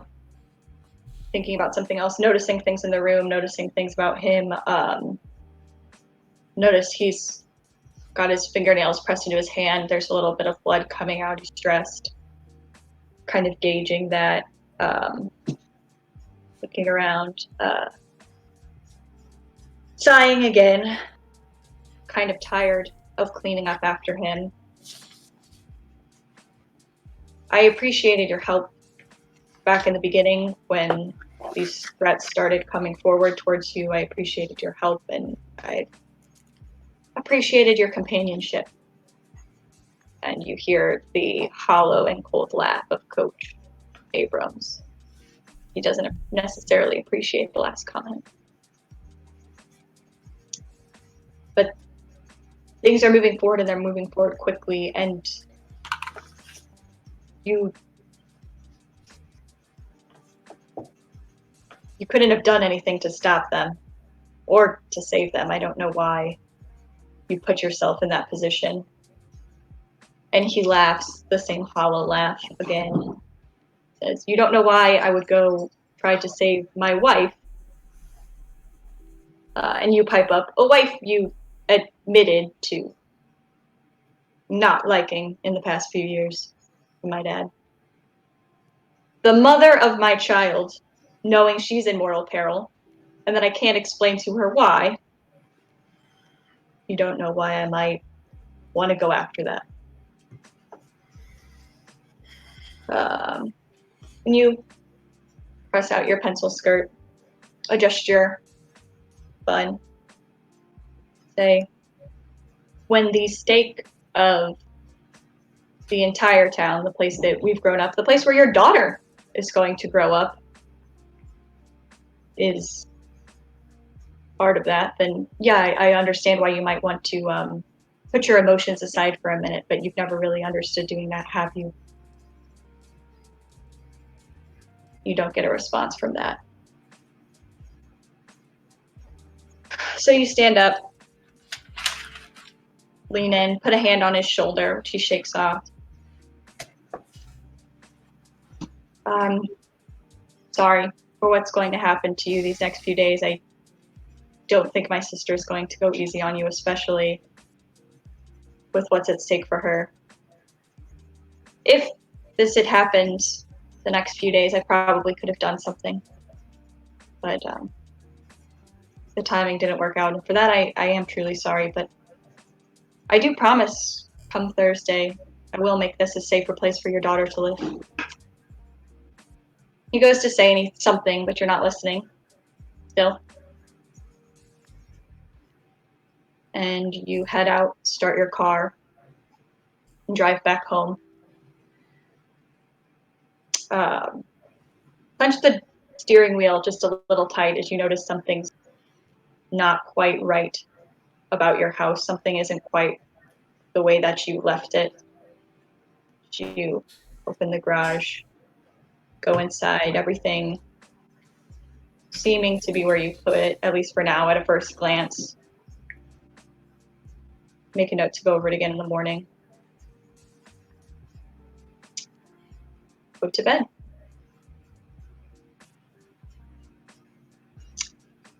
And you all wake up the next morning at various states of being rested or not, with an announcement from Facebook, phone calls, and also the local news channel. Waverly Springs has closed for the day following the activity yesterday and suspicious activity, potentially a break-in the night before. Oops. Mild evidence of tampering with an alarm system has everyone just a little bit on edge. And for the safety of the students, they are going to call off school for the day. We got school canceled. So school is canceled. We did not the gunman. No, we can't read the alarms. That's definitely more important. I'll text so- everyone. See if you can find anything interesting in the documents. Let's meet up if we have any info. And then I'll separately text Ethan just to check in on how he's feeling about last night. He texts back, it was so sudden. I thought my first time with a girl would be more special.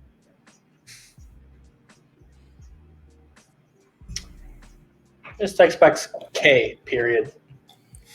You don't get a response. That's the point of the K. Okay. Anybody have anything they want to do right off the bat this morning? Can I tend to my wounds? Oh, you can. Yeah. Yeah. Yeah. I gotta start giving you guys more harm. Motivate you guys to be a little nice to each other. Angie, you wake up late past your alarms. Good thing I don't have school. Yeah, you're lucky as you roll out of bed. Your mom very eager to point that out to you as you roll out for breakfast.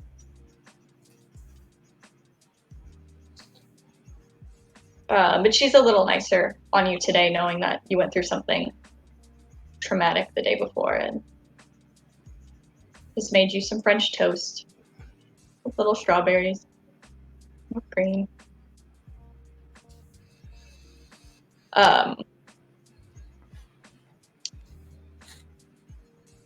Levi, you roll up for breakfast. Probably before the announcement's been made, you have to get up pretty early to go pick Esther up in the morning. So you come out for breakfast, and both your parents are sitting there waiting for you, which is unusual. Usually they're busy in the morning trying to get half. Stop. Bless you. Oh, sorry. Okay. So your mom looks up and just says, sweetie, we wanted to talk to you this morning. Check in, make sure you're okay. Yeah. About what? The school yesterday. Oh, yeah. Yeah, I'm all Coaching. right. It's kind of weird. Kind of fucked up out of nowhere, but Language, please, sweetie. kind of messed up out of nowhere. But I mean, everyone's safe. No one got hurt except the gunman. That's my boy, and your dad kind of claps you on the shoulder a little bit. Right. All right, if you really feel like you're okay, there is something else we wanted to talk about with you. Sure. Am I in trouble or something? No, and just whatever you have to think about it, just know that this isn't because of you. Okay. She looks at your dad, who nods, and she says, there have been some stressful days. You know your father and I work close together, and there's just been some tension. And so we have agreed that for the foreseeable future, we will be separating. And your dad nods and he says, I'm gonna look for a place to stay a little bit while things, and maybe we'll go to counseling, or things will settle down. But like your mom said, it's not your fault, bud. Okay. Yeah, you guys do what you guys have to do for your own sake. I'm sorry. I am sorry. It's not your fault. You don't have anything to be sorry about. I know, but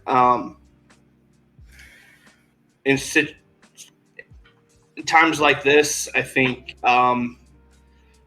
maybe you guys are making the right move to take time away. And if counseling is on the table, then yeah, and maybe one day reconnect. Or um, I'm s- I'm sorry.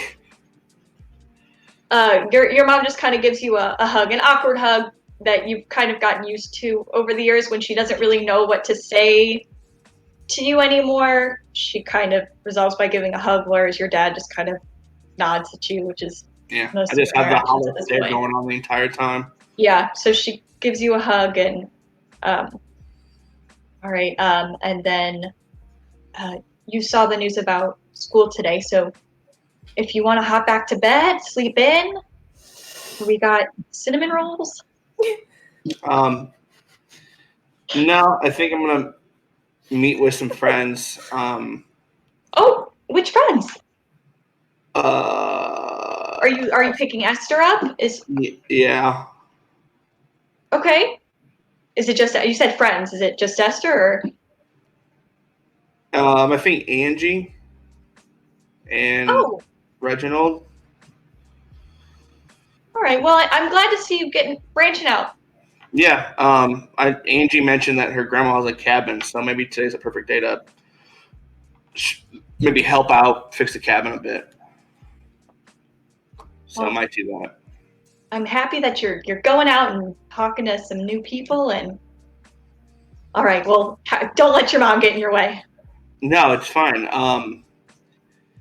Do I need to move out or who am I staying with? No. You can stay here and it will if it comes to working out an arrangement, we'll work it out in the courts. Okay. Oh God. Um. Well, love you, and I'll grab a cinnamon bun and run out. Cool.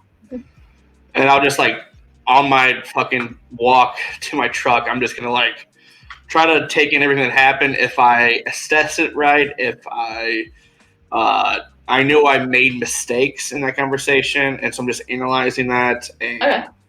next time I'll talk to him, hopefully be better. Okay. Esther, what are you up to?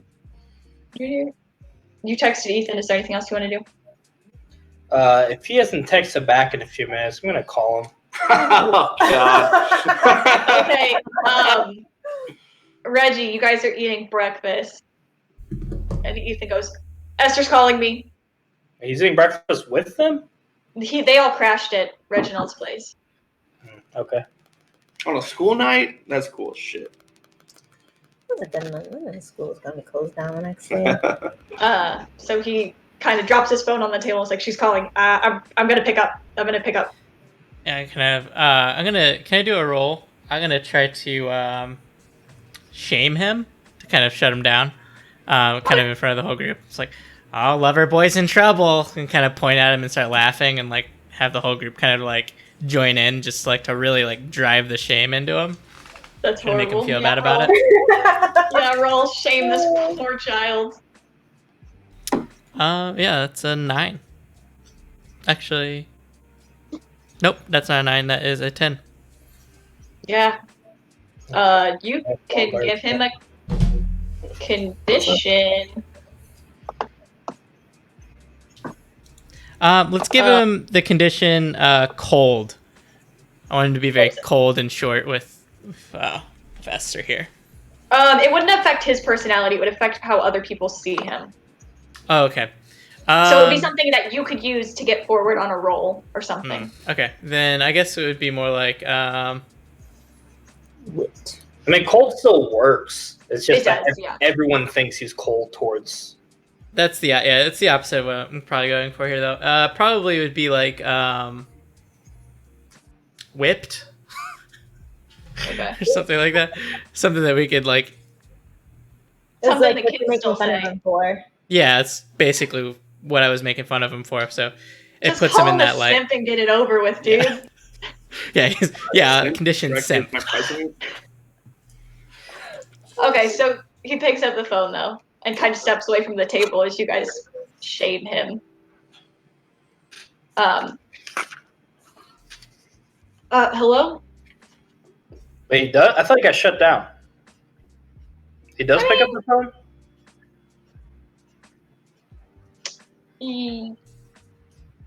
Are you trying to? Okay, hold on. I I thought you were was just shaming him making and fun not of him. picking up. Are you But I shaming mean, him if into he, not? no, it wasn't necessarily that. It was more of just like to, Yeah, I assumed it was just a public At shaming. large. yes, it really to influence him to be less willing to move forward with Esther, right? Yeah. But I mean, not to like specifically make him not pick up the phone. Yeah. Okay. Hello? Can we meet and talk? I thought we were all meeting up to talk about the documents later. No, about this. How I've apparently ruined your first time, even though we didn't even go all the way, so I feel like you're being a little bit dramatic about it, but yeah. I mean, maybe we'll see later today. We can maybe find a time to talk. Maybe we can find a time to talk. Yeah. Are you sure about that, Ethan? I just think that you're being like a little overbearing about it. Why are you acting like you weren't part of that? You're acting like that was all me. That definitely took two people to do that act, and you seemed more than willing last night. I mean, last night was last night, now it's today, and maybe I feel different about it today, but that's how I feel, and it doesn't have to be an us thing right now. So you don't feel anything about what happened last night? No. Okay, so you had no interest in anything like that happening again or anything like that?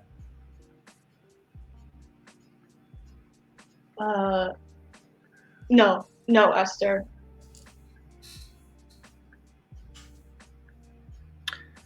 All right, then. Don't worry, your secret's safe with me then. Are you gonna tell people? I hang up. He sulks back over to the table. Yeah, I don't think it's not like we're a couple or anything. You know, it's just like one Oh, night. do you need a hug, Ethan? Kind of mockingly, like give him a hug gesture. Do that again for me, Baxi, bro. Okay, that's not. He just kind of looks sadly. You see he pulls his phone out and he's in the notes app typing away. Okay. Typing his sad poem in the notes app. Yeah, I'll leave it at that. Cool.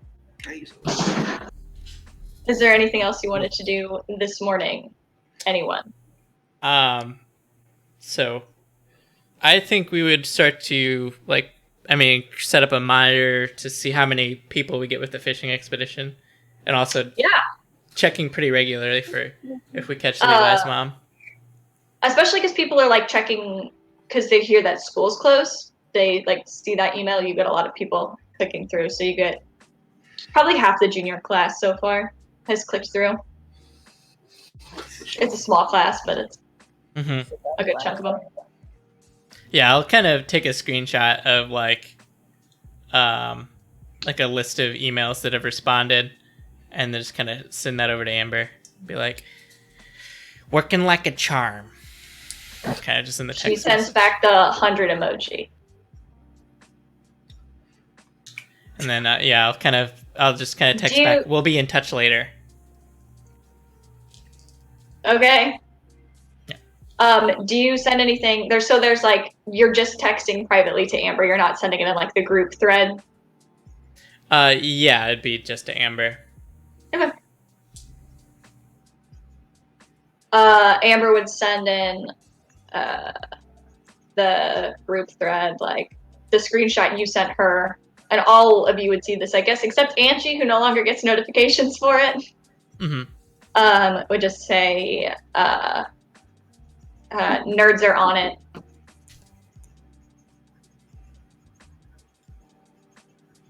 Cool. Yep.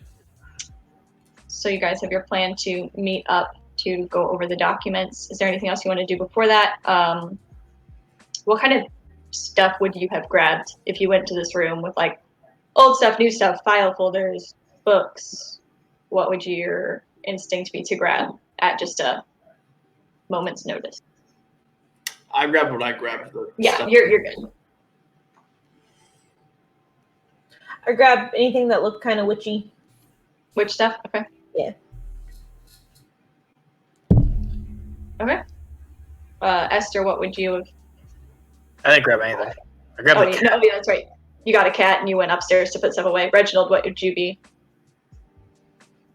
Yeah, I'd mostly just be checking emails and starting to get dirt. That's mostly what I'd be doing. Okay, I don't think so did you grab anything from the basement mostly is what? Yeah, I mean, we would have grabbed some stuff. I don't know if any of it would have been of note, just because they Okay. said to. But, Okay. I mean, I guess I'd have like Lori and Ethan look through it while me and Nick looked at the email stuff.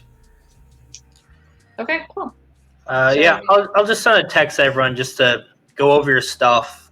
Let's meet up tonight at Grandma's cabin. Angie would text back, your grandma has a cabin? LOL. LMAO. RFL. Angie leaves the group chat. Ron, son. And that's where we'll take our next break.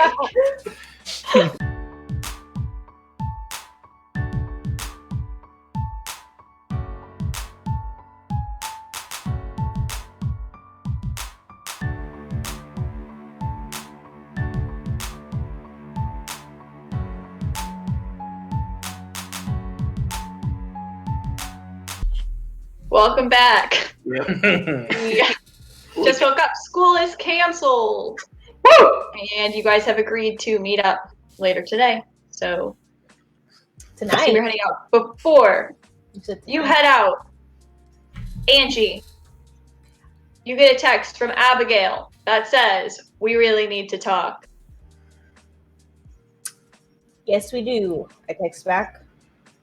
Cool. When? I'm free now. Yeah, Bible verse. No Bible verses. Okay. She where should we meet? She asked. Is there like just kind of like a park, like not like a playground park, but like a park? Yeah, there's a park where you guys could go meet. Yeah, I'd say just meet me at the city park. Me too. So you guys go out. Heal harm. What? How do I heal harm? You just spend time healing. You can heal Oh, one you harm per spend it. session, so your harm's gone. Okay. Yeah, you're good. You spend some time healing it. Okay. Yeah, you head to the park. Abigail is sitting kind of like on the hood of her car. I ride up on my bike. What kind of bike is it? It's like a basket bike. No. No, it's like a Hurley. Were those bikes? It's just on a motorcycle. No, not a Harley. What I'm talking about? A A Huffy. Hurley? Is that a what? No. What am I It's thinking a of? Huffy. What? A Huffy. A Huffy. That's what I'm thinking. Thank you. A cheap Someone one of bike? culture. She's on a I Huffy. had a few Huffies back I in the like day. Harley better. She's going X Games mode. Oh my god, you're on this game mode. You roll up on X Games mode. She's sitting on the hood of her car. It's the wall. Yeah. Should Up the stairs. That was a trick. we take a walk, or should we just talk here? We can go to that pavilion over Oh there my god. in case it's a pretty good view in case anyone tries to walk up. Yeah, okay. And she kind of steps up. 3D. Guys walk up, and she sits and stares at her shoes for a second, looks up at you. So are you gonna explain yourself, or Are you going to do that thing where you ask me a question in response to my question like you do to Esther all the time and act like you don't know what I'm saying? Sorry. Shots fired. It's funny when you do it to other people, but like, It's not funny when I do it to you. well, it's not funny when you do it to me after my dad just got shot.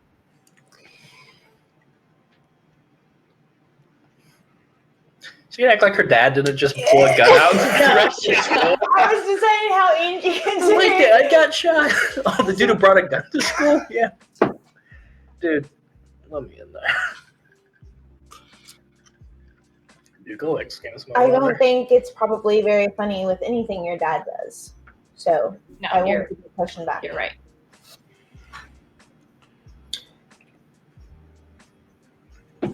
So what do you want me to explain? I have bangs now. Why did you cut my hair? And then you could get the gun from my dad. I don't really know what happened, Angie. What I'm asking is what happened. I was just distracting him. By cutting my hair. Yeah, it's a very alarming thing to do in the middle of a crisis situation. Checks out. All right, next scene. I'm not arguing that that's wrong. It just seems like a little deliberate. Like there are other ways to cause a distraction, and also, like you had scissors, could have like attacked him with them or done a number of other things. But you cut my hair, and then he couldn't.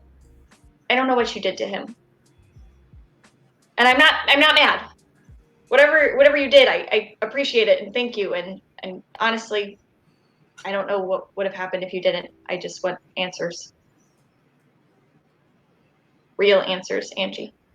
I'm going to ask you a question, but it's not to be deflective. Okay. Have you ever seen your dad do anything weird like that, or have suspicions that he's done anything like really strange and then gotten something out of it? It's a very big question. I don't know. Think about something weird he's done and then it worked out for him.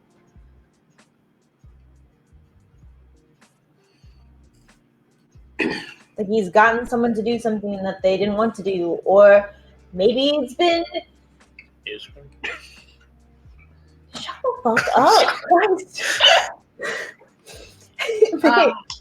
Maybe he seems to have had power over people that, you know, he's not normally capable of being charismatic enough to get. I don't know. I don't think my dad's ever had power over anybody until he started waving a gun around. But I mean, my family has had more money lately, and I haven't been able to figure out where it's come from. So, is it super? What did he say to you before we were in the room? Didn't it seem really, really strange that all of a sudden you flipped? I mean, yes, all of it was really weird, and he was all day talking about stuff that, you know, he can't talk about here at school, or other people are listening, or people can hear, and stuff about when before Levi came in, he says, whatever they say about me, I didn't do anything to your mom, and then all this shit has happened where she's in the hospital and not waking up, and I don't know. So I don't think he did anything to your mom. So as much as I don't like the dude, he didn't do anything to her. I think he tried to help her. He may have instigated the situation leading up to it or been a part of it. I don't know. But all right. But that doesn't explain what you did. I don't know. Just sometimes when you mess with something someone cares about, it gives you power over them. It's basic power dynamics. So you messed with my hair. What happened? Your person. And had power over him. Maybe he was never gonna hurt you.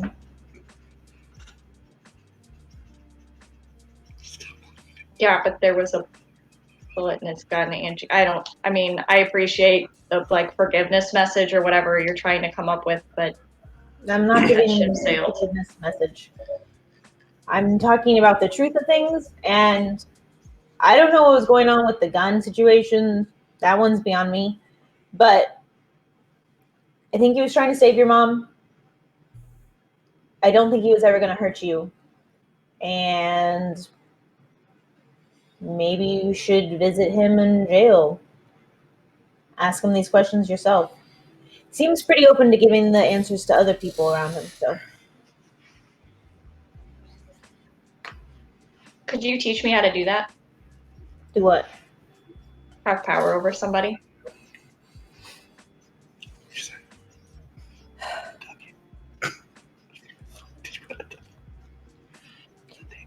I mean, I don't know. I might be able to. Honestly, sometimes it's just about understanding what people want. Everyone has desires and they know other people have control over them. Like, take my family, for instance. They use situations to have power over me and to control me. And they pull those strings constantly. So your family like burns your hair and does a curse? Mentally, sometimes. So you did do like a magic curse thing? No, I'm saying they use power dynamics just like I did. Yeah, but you did like set my hair on fire in the room, and then you're saying my dad couldn't hurt me, and I feel like you're kind of talking around how weird it was that happened. Can I roll to shut her down? Yeah.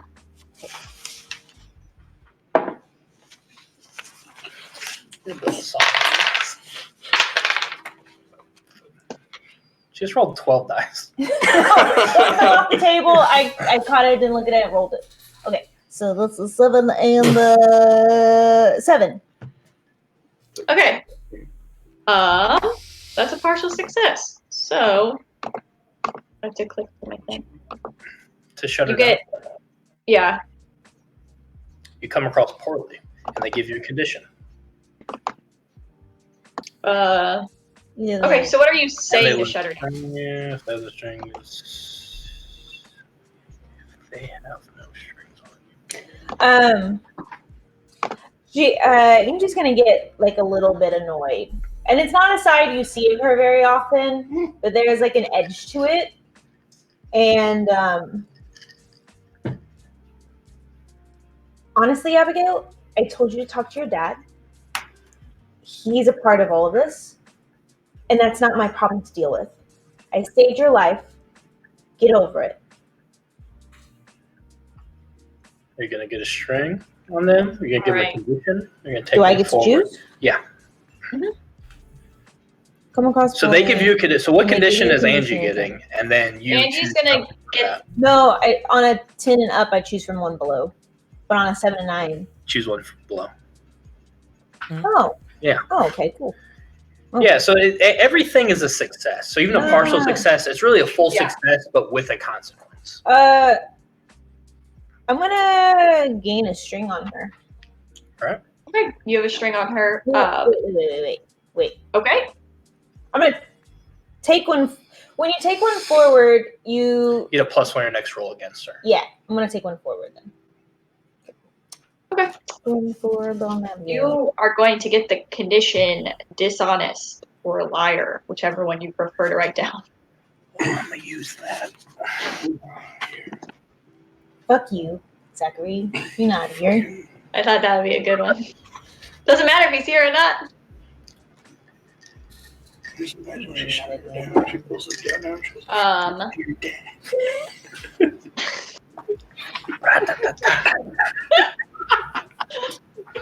Abigail.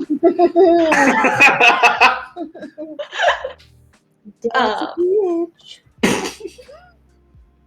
All right. Honestly, like, I thought we could talk about this, but fuck off, Angie, and she goes to leave. Want a church girl. Stop singing the church girl vine. Sorry, I didn't think it picked up. So much picks up. Let me tell you. Oh God. I can confirm that. Oh. Confirm this, dude. All right. I did too. Saw it too. Yeah, Angie's gonna just walk away, get on her bike and leave. Okay. Again, power dynamics. Angie's the one with the power in this situation, so. Ooh. Okay. JoJo showing. I'm always. So, with that, I guess time would roll around to meet at Grandma's cabin, unless anyone has anything else they want to do during the day. I'm gonna pick up those energy drinks that Esther was talking about before I pick her up. Bang, bang. Bang bang into the Roll for it. 4 42. bangs. The only thing I would do is if Levi's mom happens to click the phishing link and give us information. Not yet. Okay. You haven't gotten anything? Then nothing else for the day for me. Okay. I mean, besides, I guess we'd be like using the phishing links and the juniors to like dig dirt. Yeah. Get actual dirt, right? Get in the dirt. Mm-hmm. Can I talk to my grandma real quick before though? Yeah, no. Can we work out in the garden for a second? Wow, another Angie sing. In the garden scene too. Angie in the garden. God. Okay. So yeah, hey grandma, you I love talking to my grandma.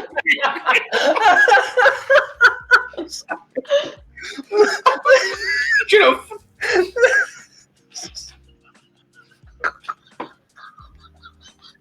anyway. Hey, grandma. Hey grandma. Laughing. We're the dicks we know. It's just contagious and I hate that. Yes, dear? She said. Do you know anything about Lucy or Principal Debbie or Mayor Patty or anything like that? Anything weird going on?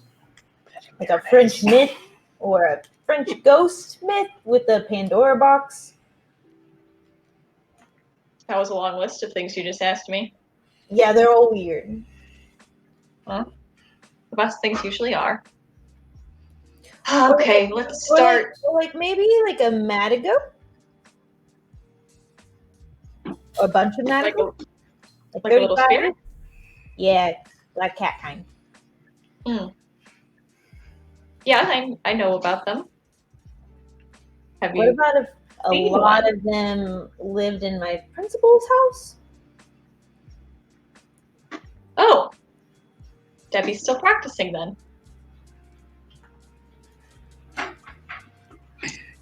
Yes, I mean, I didn't know she was making deals with the little cats. But And I think it has a lot to do with why Coach brought a gun to school yesterday. all right. So, what do you think connects the two of them?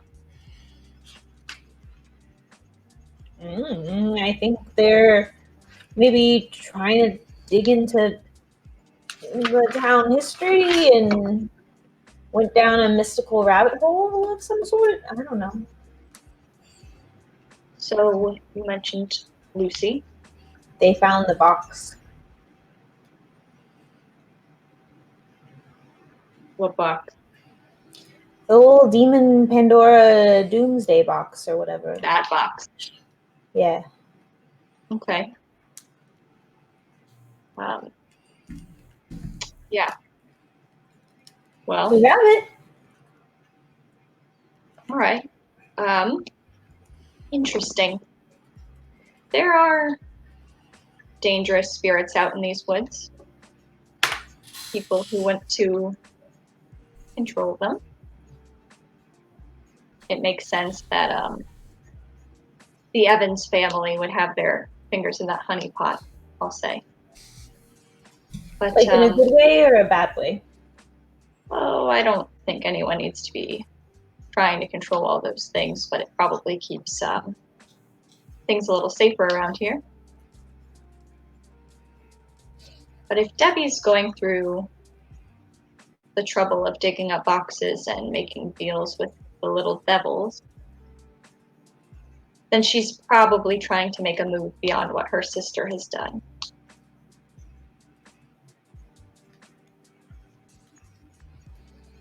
Which I'm not sure of. I have a suspicion that she's been making deals in the old settlement. The what? So it wouldn't be her cabin, but she means the other cabin. Okay, to clarify. Yeah. Which,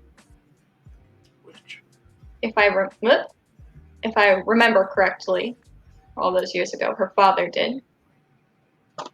Didn't expect the apple to fall so close to the tree with that one.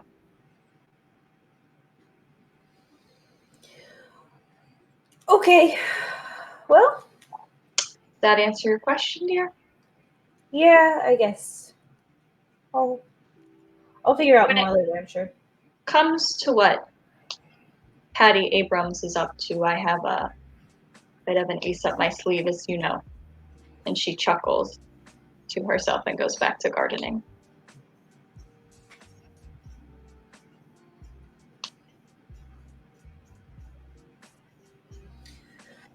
All right.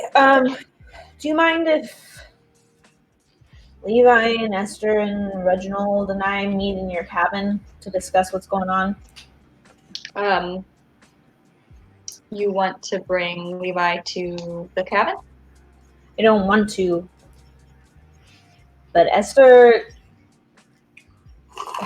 she thinks it's a safe place to talk about all of this. And honestly, I think she's snooping, but I'm getting a little bit tired of it.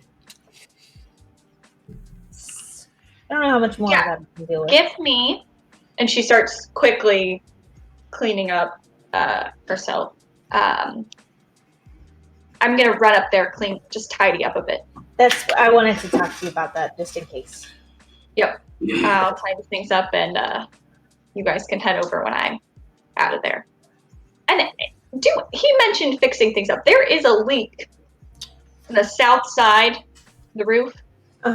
If he could patch that up while he's there, that would just be. We can run to the hardware store before we head over there and pick up some things. Sounds great. Perfect. Cool. All righty. That's all I have. Give me an alcohol.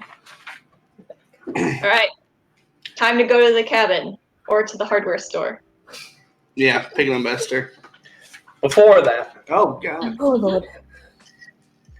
Esther's gonna do a quick unboxing video. Oh, no. On what stream? Only box I got. No, on what stream? Instagram Live? What are you doing? Oh no, on ORED. Oh, Red. Of course. More exclusive sort of VIP social media platform. Yeah. All my premium content is there. Stop preaching to us. Okay. So you get set up. Follows Esther. I want to know what. No, she follows. So if you're doing an unboxing, would it be a live? Oh, yeah. Yeah. Yeah, You yeah. get a notification. Let's see. So yeah, I'll say I'll do this live. I think that's a little more interesting. That's, Sure. I feel like that's an extra way to do things. what's Esther's like vlog live stream? The people Video follow start. me. Reginald follows me. Ethan Yeah. follows me. Amber Our whole follows group you. follows me. Isaac. Isaac follows. Michaela, Amber, Angie. Just the whole list. A Not good you. chunk of the class. Tom from MySpace? Don't look at that. I mean, I don't know how on they really are, but there's the potential of them seeing. Either way, They probably haven't turned the notifications off yet. we'll see. Either way, I'm doing an unboxing video because we don't Okay. have school. Yeah, I don't got anything else to do, and I'm pissed. Okay. And Ethan's done a 180 on me. So Did a full 180, Hey. babe. Dua Lipa. Okay. Esther goes live. Do you have like a live stream spiel? sure, No? Okay. but I think it's more interesting what's in the box. Okay. What's in the box? Um, 11. so you open it, and at first it's just like empty charred box with a couple knickknacks in it, like a little doll. A couple of those like torn pages from different books for the most part. Its contents are ashy, but not nearly as charred or burnt as the boxes. Which ones of you would click on to watch it? Angie, would you watch Yeah. it? Yeah. Reginald and the crew Probably. would put it on. Yeah. There's nothing else to do. We're gonna do it for weird reasons. Cuts to me by. You would see Esther's eyes. You're sliding the counter. Esther's eyes go like bloodshot, and her irises turn red. Give me a dark. Just add dark to your roll, Esther. Or to gaze into the abyss or whatever. See me. Where's my dice? They're right there. No, I have. That's not the dice I've been using. These ones? I saw those at the beginning of Don't the game, You and told they're me She not touched the cool. dice. She touched Oh the my. They're cursed. Go for Inferno. Go for Yeah, Inferno. now I'm going for It evil ages. dice. Yeah. What's your dark? That's what you get. Oh, Yep. shit. Yeah. Shit. Ooh. 12, please. Okay. Everybody on 10 plus screen 2. who's watching the stream sees Esther start crying very dramatically, and you hear a voice that's not hers speaking very rapidly and upsettingly in French. Esther, opening it, you see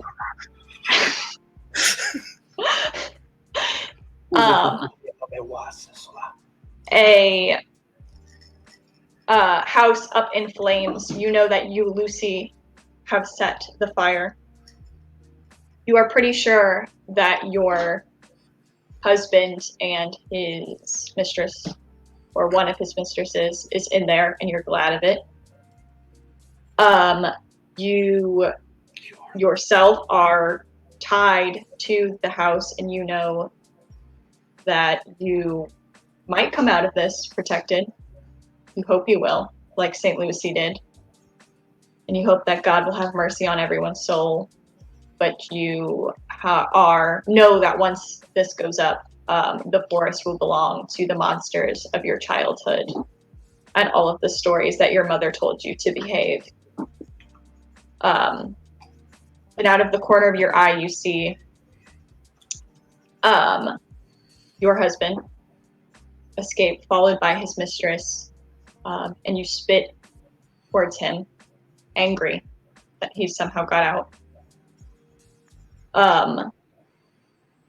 You say something in French that you don't quite understand at first, but then now realize you've shifted from French to Latin and you're chanting, summoning whatever devil magic you've overheard in the years to make this curse stick. Your husband's eyes goes wide. Jules stares at you in disbelief. that his little wife would do something like this. And before you pass out from the smoke fumes, you see him shout something and shove his mistress back into the flames. And where she starts to catch, her clothes catch, there is a very bright light and you are dead. And then you're back, holding your phone, tears running down your face. Esther again. Yeah, I'll just immediately stop the stream.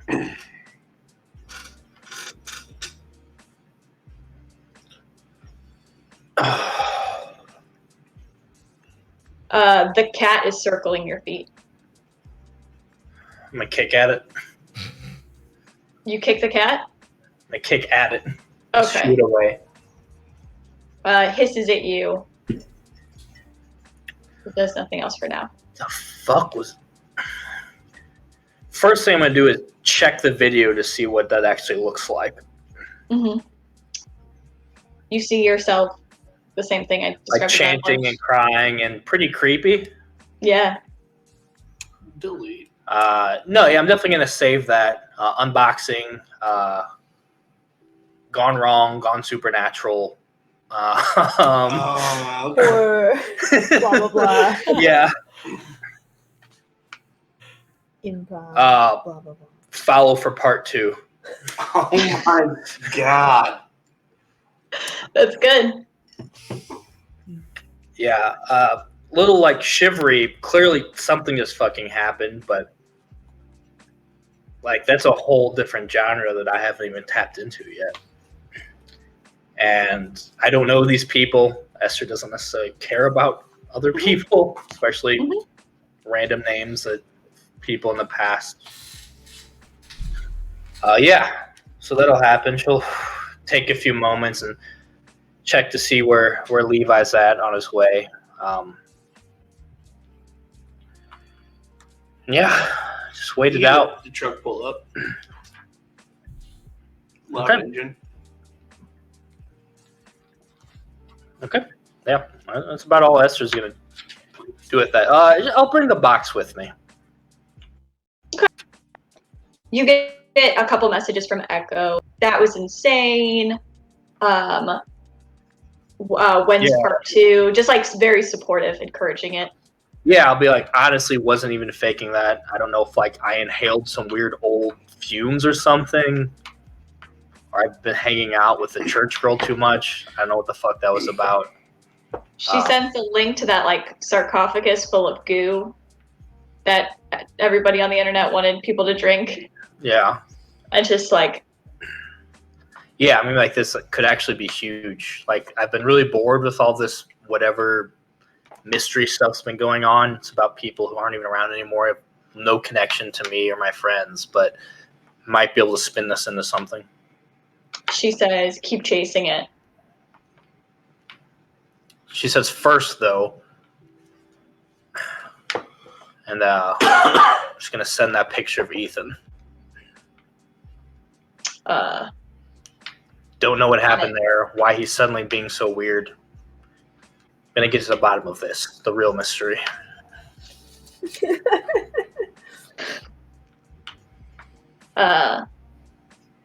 Good luck. You want me to do something with this? About the picture? No, not with this, but if you could figure out why suddenly his cold feet when he seemed to definitely be vibing with me the day before. Mm-hmm. And I'm literally like a hero at the school now and all this stuff, and that's when he decides to suddenly I don't know. Figure out what his deal is. I suspect his little friend is has his arm halfway up his ass and is pulling the strings from there. On it. Okay. And she does have a string on him, so Yep. yeah, and then I'll get picked up. We'll assume enough time has passed, we'll start convening at the cabin. Cool.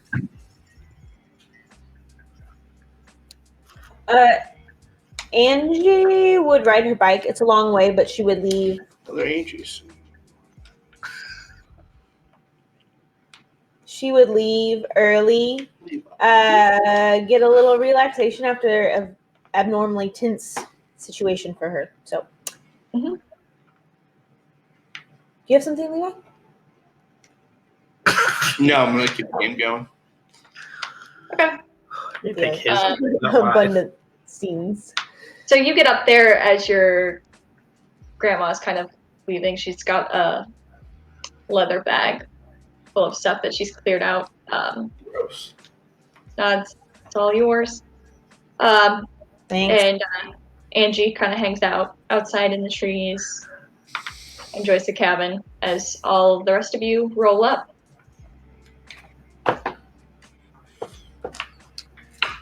I would tell. No, I wouldn't. Never mind. All right. So we're all there, including Reginald and crew. Yes. Mhm. Yes. So what's everyone figured out? Anything interesting in your documents? Yeah, maybe. I found this document. It's kind of like a contract. I'll pull it out. Dated around, I guess that's probably we're all in 8th grade at this time. But it's some kind of security provided from Jules. Security. Signed by Patricia L. Evans. Like the camera she had? All right. Maybe. But there's 2 signatures of this weird photocopy. Jules, the husband. Yeah, I'll take some pictures of that. That's his name. Definitely building an interesting part 2. Yeah. Jules was the that's the husband who Founded the town. Yeah, the town was found by French trappers, if I remember right. Jules. And he killed his mistress. And I think this Lucy girl's the one that like tried to set him on fire, but he survived. I don't know. Reginald, what did you find? The documents we had weren't anything special. But Angie? we did get a lot of emails. Oh yeah, the whole prank is going on too. I mean, that's good. I had to meet up with someone earlier today, so I didn't get a chance to like really look through Who? them. And so she would like shuffle through them really quickly, ignoring Esther's question, Who are you meeting and up try with? to like get the information. Angie, quickly. who are you I meeting would up with also- earlier? You said Yeah. you had to meet with If someone. you Who was pass that? through that real fast, I'm like, who? Abigail. How is she? Why'd she want to meet with you? How is she? And also, how is she? Did you guys drink those energy drinks already, or what's going on? I mean, Yeah. I had one, he had one, but We we brought one both for you had too. a Only bang. one? Yeah, it's got creatine in it, Angie. I mean, she's okay. You had a whole talk. Her Obviously, dad it's brought a about gun her. to school and tried to kill people, and that's your whole talk. He's okay. Why'd she want to talk to you of all people? I'm the one who literally shot her dad. She hasn't contacted me once Maybe that's why she doesn't want to talk to you, Esther. because I saved her life and everyone's lives. Yeah, I don't want to talk to that person either. Emotions are complicated. That's a complicated situation. It is. It was a weird situation all around, actually. Yeah. Speaking of weird situations, Yeah. Speaking of weird situations, you the want to live stream was really weird today. Let's live stream. What live stream? I don't know. All I know is in my live stream, I didn't cut off anyone's hair, begin chanting, and then take a gun from an armed man. Well, I've actually was been kind of meaning to ask you chanting there about for a second, Yeah, there was a though. lot of chanting. there's also Yeah. burning of the hair. Yeah, that was It's for not that was terrible. for a video. It's not a big deal. Your shit was literally like in a life or death situation. You mind explaining that? Reginald, I don't know how much you guys know about this, but yeah, while we were in the office with facing an armed adult, Angie rushed in, cut off his daughter's hair, burnt the hair, said some weird things, and then took a gun from him like it was nothing. Reginald just kind of steals a nervous glance over at Angie and just doesn't say anything. I don't know anything about any weird stuff. Power that. dynamics. I try to talk Coach down numerous times, and then all of a sudden you came down, and he was immobile. Yeah, so what the hell's going on with you? What was that?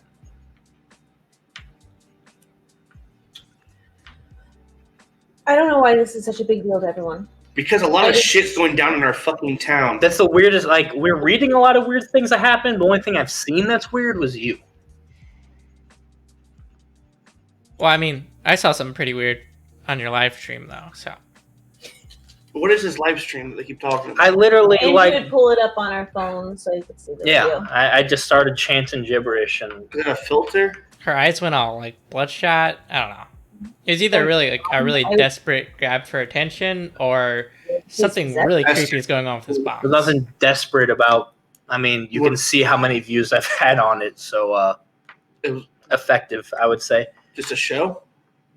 Yeah, I'm literally. This woman burnt someone's hair when the gun was pointed there's a lot at of him. things Why are going we on. talking about a live stream? There's a lot of things going on. There's secret doors. There's fucking weird documents. There's And Ethan's being a dick. what? Anyway, so what's going on with your thing? Yeah, Is Ethan right there? Mhm. Yeah. Oh He, yeah. He stares at his phone for a while. He's not really looking at anybody. Clearly, you're hiding something. How about you? I mean, like, Let us know what's up. who cares? Why aren't we talking about this contract? Clearly, I'm gonna I'll- pull I'll- a principal has string. something to do with the contract. I'm gonna pull a string on Angie. Damn it. Something to do with what? you pulled my move. Maybe that's a string, maybe. No, I don't think any of us have actually pulled a string this whole No, time. that's I my pulled plan. I used a string on you. I have 3. I have 2 left on you. Yeah, I'm gonna pull a string to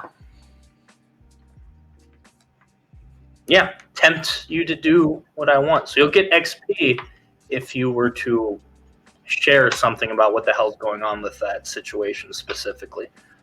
Not necessarily your whole deal, just Mhm. like specifically that action.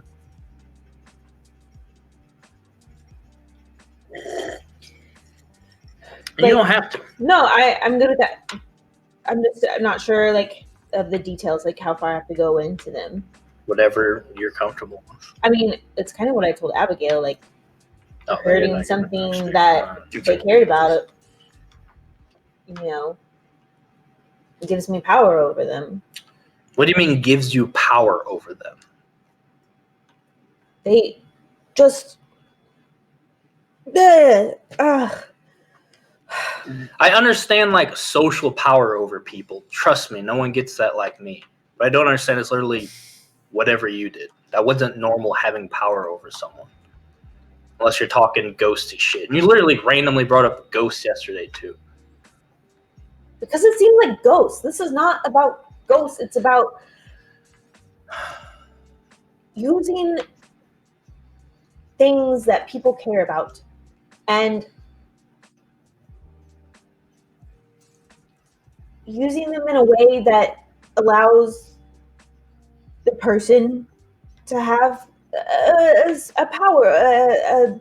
Like some people, it's very dumb, very ridiculous. It sounds very satanic, which you guys know I'm not about at all. Some people might call it hex, but it's not. That's not what it is. It's just, it's just that's really silly. Anyway, I truly don't know what you're talking about. All I know is this is a bunch of bullshit that I don't really care about, and then you seem to be thinking there's some mumbo jumbo going on with it. I think you believe in some of this stuff, and honestly, that's a little concerning. I think you might be losing it, Angie. And I just want to make sure that this all isn't too much for you.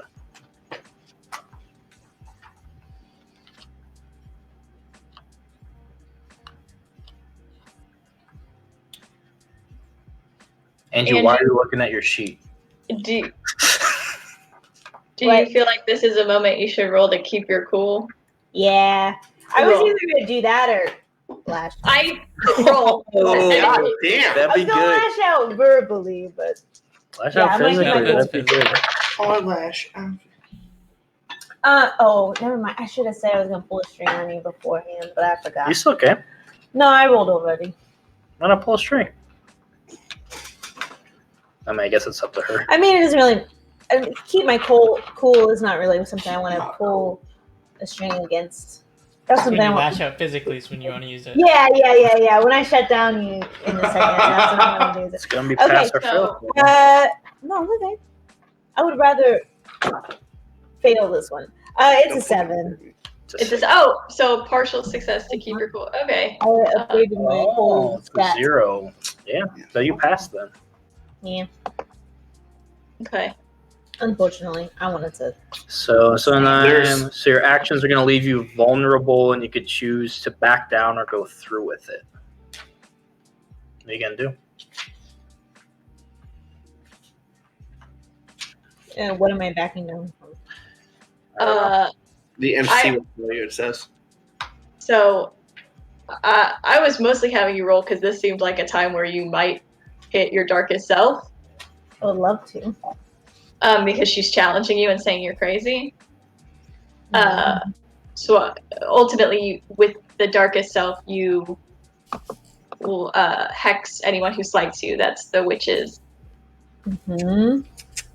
So All of your hexes have unexpected side effects and are more effective than you are comfortable with. As well. yes. So you but could, you didn't fail. I did not. yeah, about 7 and 9. So your actions would leave you Yeah. vulnerable. So is that meaning she would hit her darkest self if she moves forward, or she could choose to back down? I didn't Yeah. know any of it. Yeah. If you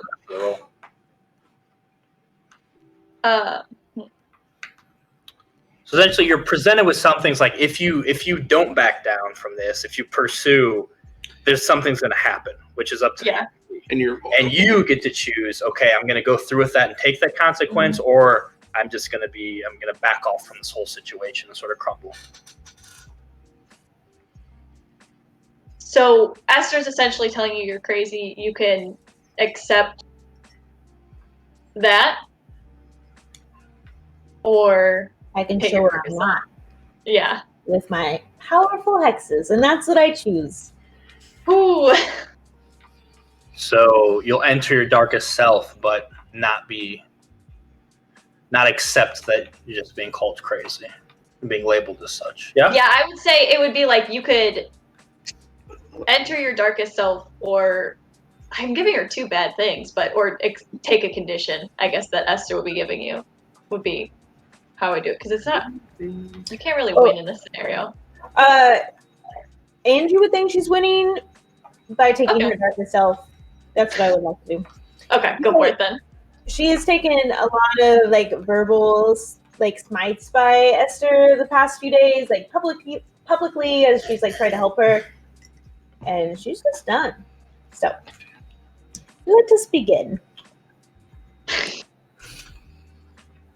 What do you do?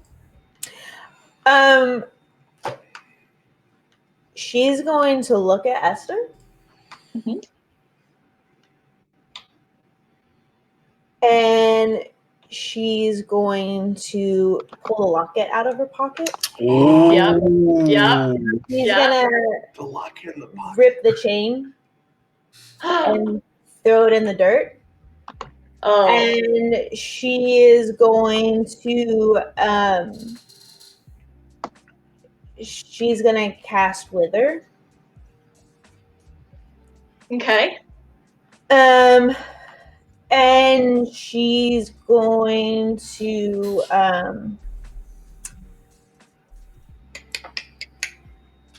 ooh. Do it.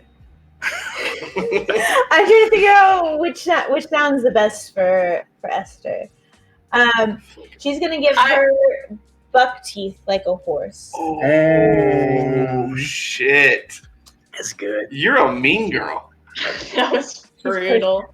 I know. I've been trying. So far, that's the thing. I've been You've been waiting trying to for get those final buck teeth? moments to finally get to do this bit. Yeah. So I wanted it to be convincing. you Also, know. I feel attacked right now. Esther, Okay.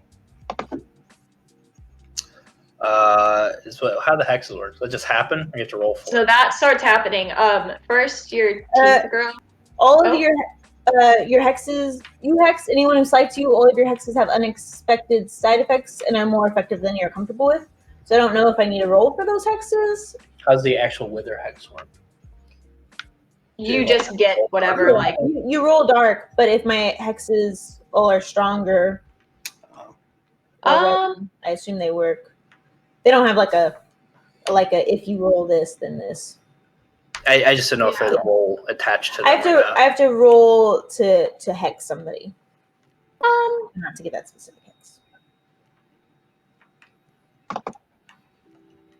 we'll play it that it. No, because if your hex, roll for it, because otherwise that would be, I think, crazy. Okay. If like 10 people slight you and now they're all horses. Yeah.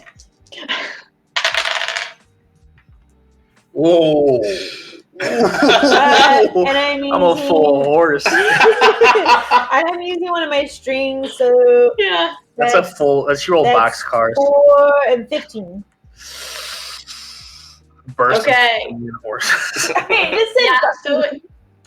But it's So- more strong than I'm comfortable with. Yeah. Angie, Let's see what the side effect is. goes to give you fake horse teeth. Your face starts to elongate just a little bit after the teeth do. And you go to cry out, and it is just a whinny. And Esther cannot talk right now. Yeah, I mean, her eyes would have gone wide, and you would just see no one's probably seen this level of seriousness with her from when she pulled out the locket that her mother, the one parent she was close with, who passed away when she was quite young. And she's very recently been missing that locket. So to see that Angie had this locket this whole time, you would just see something go over her. But by the time she even has time to process that realization, this curse would hit. You'd hear an actual horse face. And I kind of like start hitting like the elbowing my group. Esther? Go ahead. I'll let you guys. No, I was just, Lori was just gonna be like, oh my god, oh my god, oh my god, oh my god.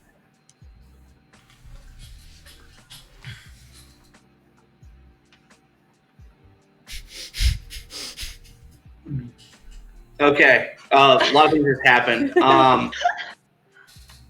If you go back and you see me, I tried to chime in a few times because I wanted to do something while this was happening. Oh yeah, sorry. And I won't, even though I want to be a part of this, I will stick to my original plan. I've tried to break into this cabin before. Uh-huh. And now I'm here. It's open for us. Uh-huh. I would like to go while they're doing this dispute. I would have gone into the cabin and tried to gaze into the abyss. Okay. Go ahead and roll for it. What is it? Volatile or dark? I think Dark. it's dark. Dark, yeah. It's dark. Cool. 11. Okay.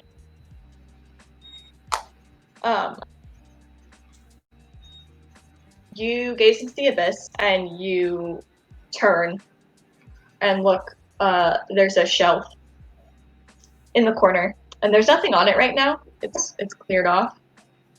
You blink for a minute, and you see like knickknacks and some things that are like a little weird, like a little jar that's got like eyes and like little dried lizards. But what catches your attention is what looks like a small snow globe on the bottom shelf. And you've never seen it before. But it's, like that's yours. You're like, that is mine. Can I go to pick it up? As soon as you step in, the illusion's gone. And it's an empty shelf. Okay. I'll gaze around more. Or is that it? That's it. That's what you see. So that feeling of like, I forgot something, you have a feeling like that was what you were forgetting, and it's not here anymore. Okay. And then by then, I'm sure I've heard laughing and screaming outside. I have so- heard a literal horse face Mhm. and laughing, and everyone is freaking I'll out. kind of bring myself together, get my eyes right, and rush outside to see Esther with a elongated face and buck teeth. And what is happening right now? What the fuck is happening right now? I took it to help you because there were so many things that I could do to make your life better, but you just wouldn't stop nagging at me, and you just always had some nasty comment to make, or just some innuendo. Midway you had to, through this, Esther's lashing out physically. With the help of her buddy, the Dark Power. Oh, I think she's frozen? Rachel, you frozen? Oh yeah, she's definitely frozen. Yeah. Or she loves the scene a lot. I wonder when we lost her. Yeah, I don't know. Oh, I'm gonna go pee. Yeah, we'll pause until she gets her shit together. She says, "I'm here. We can't hear you, and we cannot see you. Leave the call and join the call." Oh, my poor butt. Am I back? Hey, you're back. Yay! They're going to Oh, the it was a bathroom now. team. No, I heard everything. Yeah. Let me This is pause fun. mine. I need to lose a roll real fast. You made her a horse girl. I thought you were gonna make her get her period. I read that as one of the options. I was like, what's something that's applicable to this character that's not like, because I felt like period was so mean and like other Oh stuff. my god, no! But you turned her into a Horse horse. girl is so Yeah. good. Yeah, It was good. I've been waiting. I've been building up to this. That's why I wore darker colors tonight. Like the whole thing. I've been planning for this moment. Uh-oh. We lost Rachel again? It was like breezy on my side, so I just went ahead and like reset it again.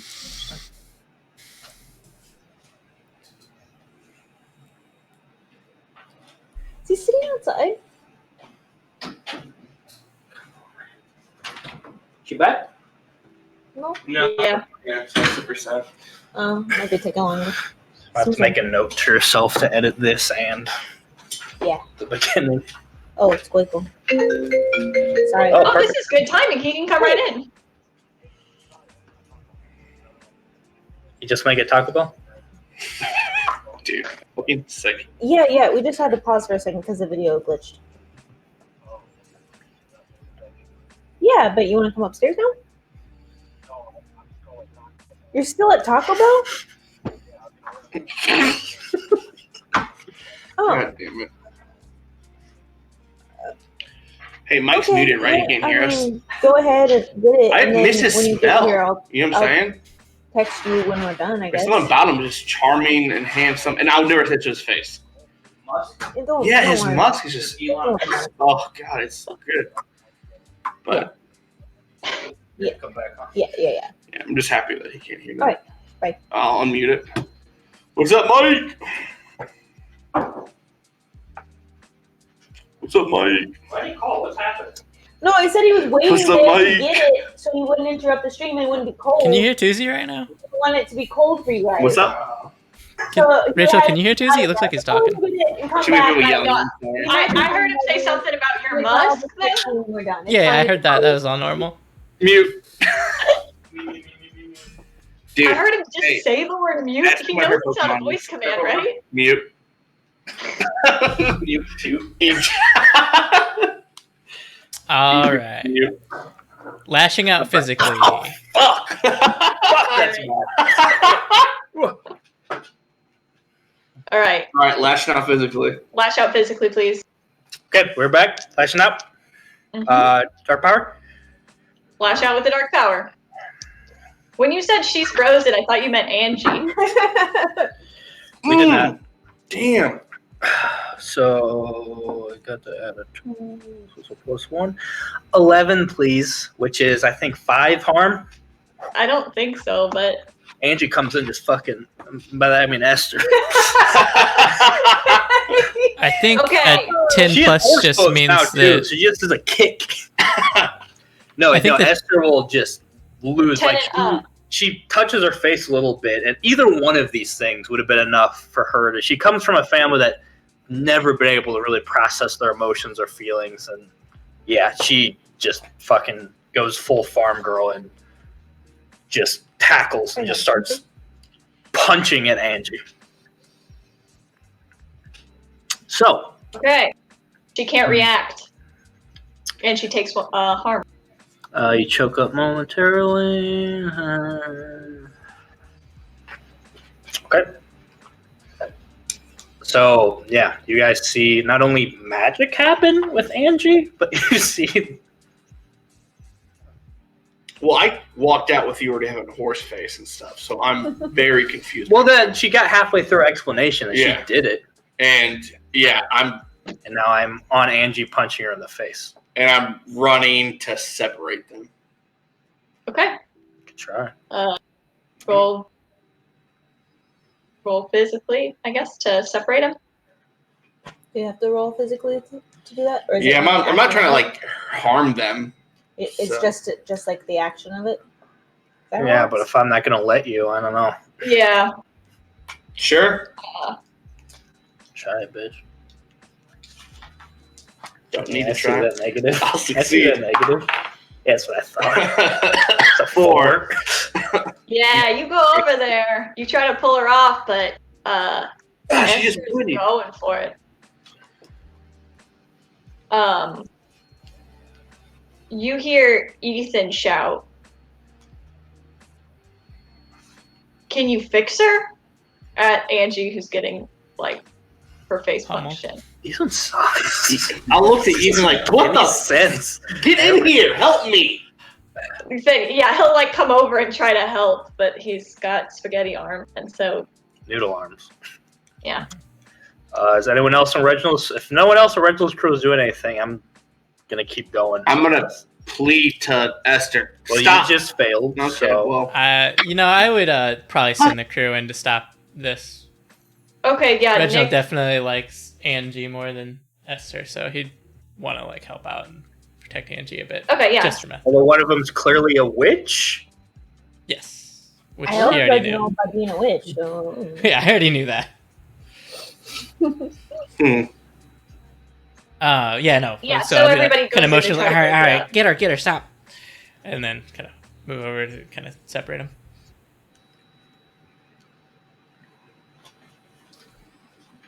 I assume we managed to do so, right? What happens? Do I get to roll against it? What's Yeah, going you on? No, Angie because doesn't you're get to roll? stunned momentarily. Momentarily. Yeah, so you can get everybody can have another round in essentially. So Levi failed to intervene. Reginald can roll with the help of Drew, and Esther can roll. This is volatile.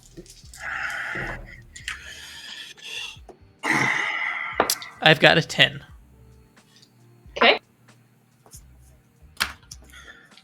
The dark power has gained their final string, and Esther is now in her darkest self.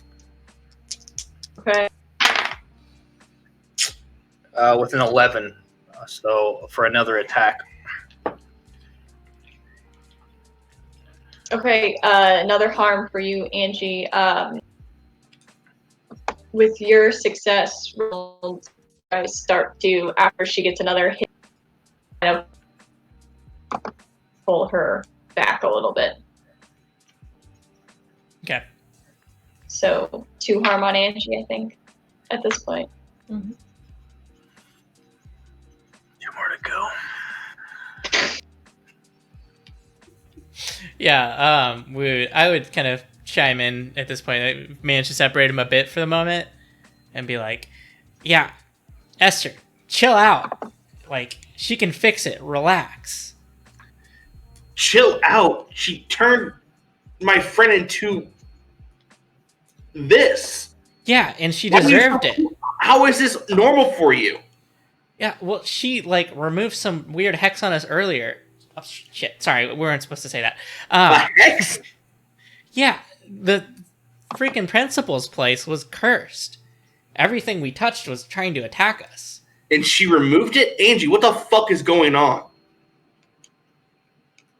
And I'll go to Esther and kind of like put an arm around Esther.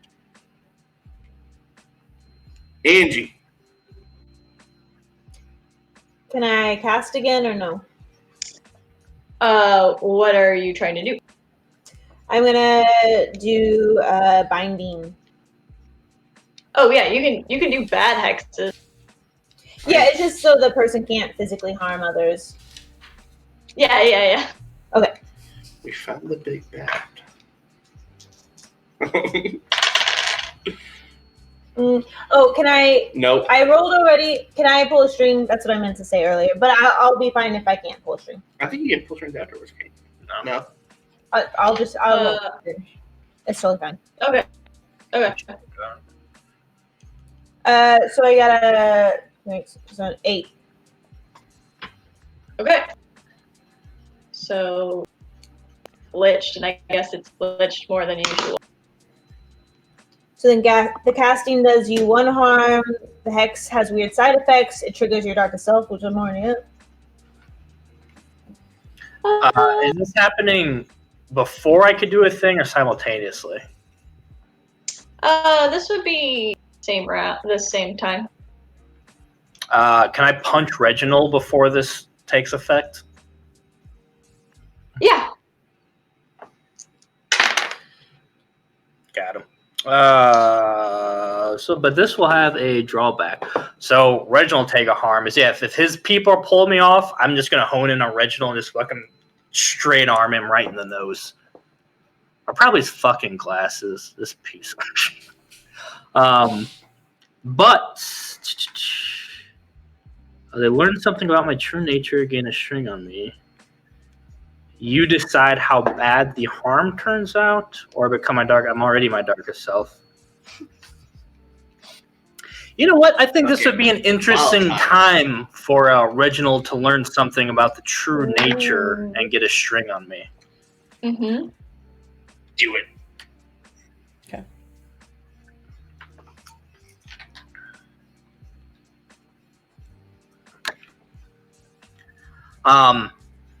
And I think what he's going to learn is that, a lot of your ideals about Esther are true, that she's sort of desperate for attention and whatnot, but you get the sense that she's sort of in over her head on something, to where as much as, Esther's always been, like I said, I don't think Reginald's ever respected or looked up to her, but you do follow her now, and you do see that she does have a pretty impressive online following, and you suddenly get a sense of this fist. You see just sort of this rough country girl who has no business being that popular online. You get the sense of this someone helping her out. This is not on her. This isn't. Which makes sense. You don't think she's very smart. She's not smart enough to have built this up on her own. You get the sense that there's something else that she's sort of indebted to. There's someone else. Hit that subscribe button. Yeah. But with that, I would assume, what does bind do? Person cannot physically harm others. Okay, so yeah. With that, you see just her just going full feral, just swinging. You could see her dad, her brothers. She's seen them in plenty of bar fights. Just, she knows where to punch. She knows just to fucking break the nose and to go for it. Finally just stops. And she just sort of drops to her knees, and her weird, misshapen face, probably making an almost humorous horse noise, because she can't. I'm assuming she can't really speak or anything. She's just she literally sounds like a horse. Yeah, she's sobbing at this point. She's just completely broken down. After she leaves my arms to attack, I'm seeing that and just looking wide-eyed at everybody and what's going on, and no one's answering me. I'm Esther, the one friend I kind of have in this group. I'm going to rush up and just kind of pick her up off her knees. Someone please fucking explain what is going on. You. Oh man, Help her. She's dead. get her out of here. She's out of control. Angie, question. Mhm. What drawback does your 8 have? Do you take harm? Or do The casting does me 1 harm. The It hex does has a both. weird side effect. Says choose 1. Oh, never mind. So choose.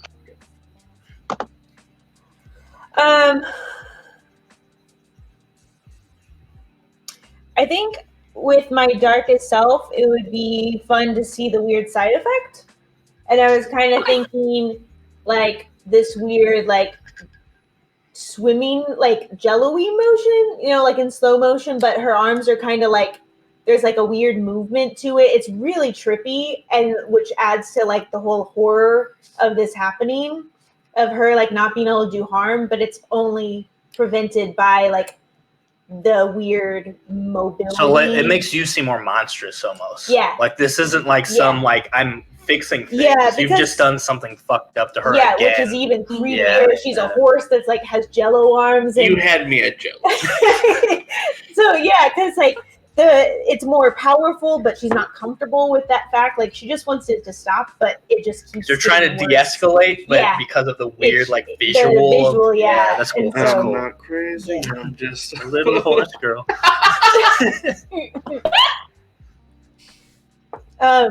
Yeah. Okay. I have more. That stuff to happened. do, but I'll let everyone do their thing first. That happens. Esther, for the first time, can't talk, so I'm just Thank trying God. to pick her up and taking her away from Angie and begging people to explain what's happening. Levi has no clue what's happening right now. I want to steal. My best friend can't say anything. She just whinnies all the time. Angie is just hexing, and Reginald just got punched. I'm begging someone, please explain what's happening. Yeah, no, I mean, Esther was being a bully, like she always is. And then, so Angie finally did something about it and did what everybody wished they had the courage to do every once in a while, and just put You Esther said in her that place. to hex this isn't a normal thing. Why are Angie, fix her?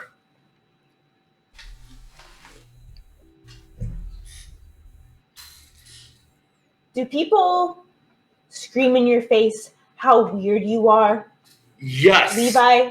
And haven't you ever wanted to do something about it just one time in your life? Haven't you ever wanted to make it stop?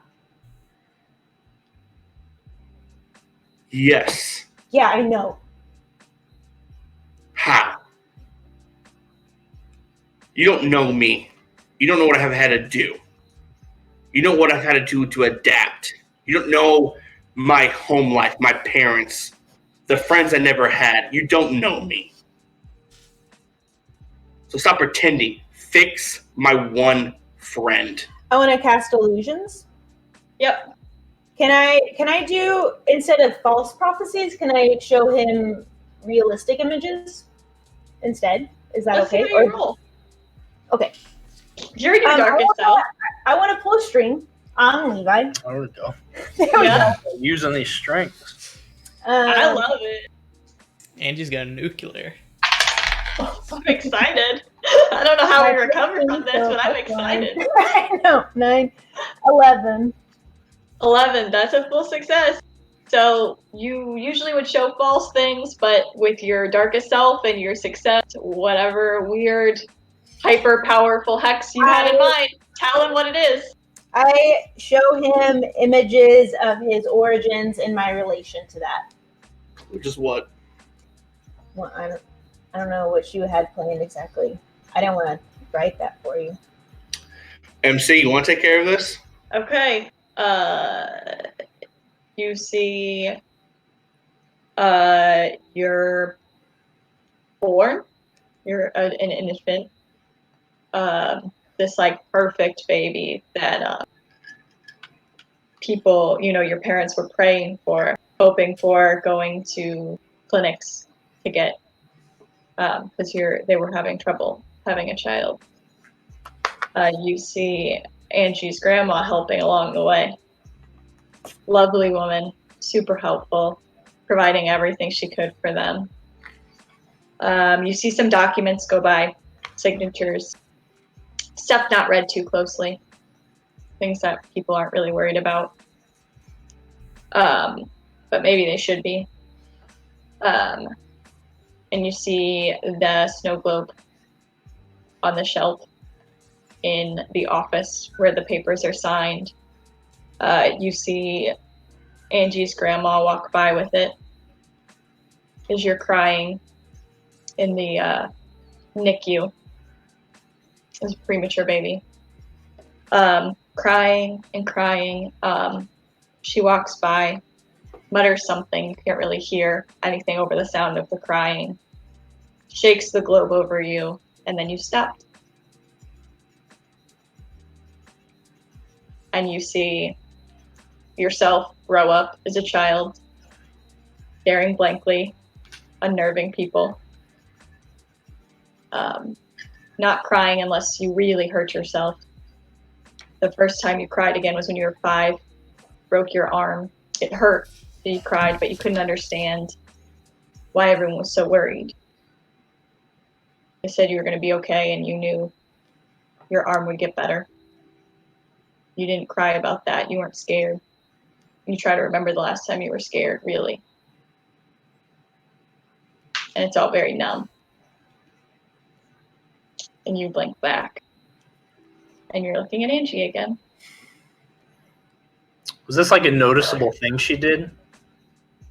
She did like a hex on it, didn't you? I did an illusion to the person that's hexed, so no one else can see it. Well, I mean, he can't see. We can't see the illusion, But but you can you see clearly something. just did a I thing like- to. I do a very obvious Yeah, she cast she did a curse. kind of thing, something super cheesy, but Yeah, she does a witch spell, and you can see that. You can't see what it did. I just see Levi just sort of. What are you doing? So I was gonna blink back, my wide eyes back, and just narrow on you.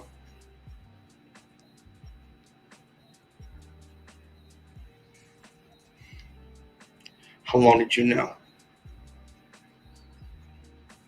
Don't shrug. And I'll actually drop Esther. And I'll walk towards you. Not physically. I'm just going face to face as close as we can. How long did you know? since my grandma came back When she come back?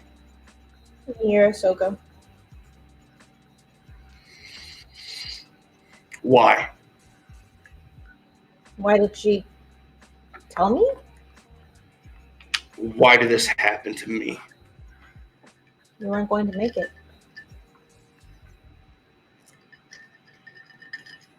And this is me making it? No emotion?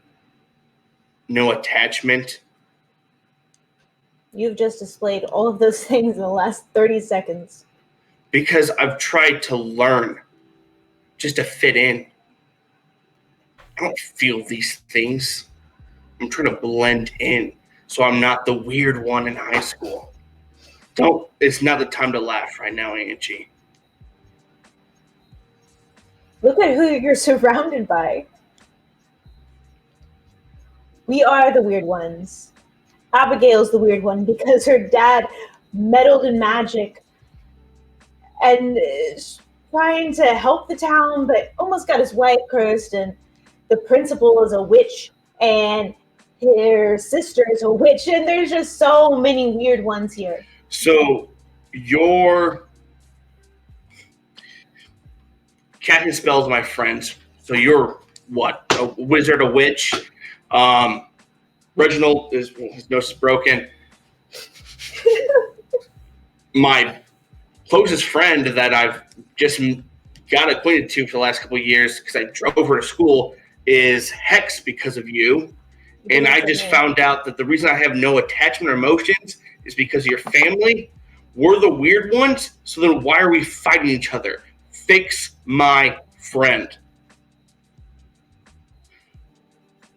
Last night, we went to service together. The pastor spoke about forgiveness of all things. I understand you have no a part of this. This is your grandma's doing. With that said, I'm just trying to learn. I'm trying to adapt. Honestly, I'm just trying to live at this point. And Esther helped me a lot so far. So with that being said, with all this madness, I forgive you for not telling me. I know it was probably very hard for you. Just help my friend, please.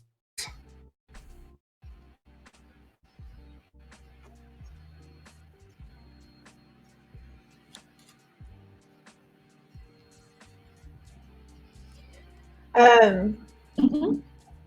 Angie would bring up her hand again to dehex her face, Esther's face. Mhm.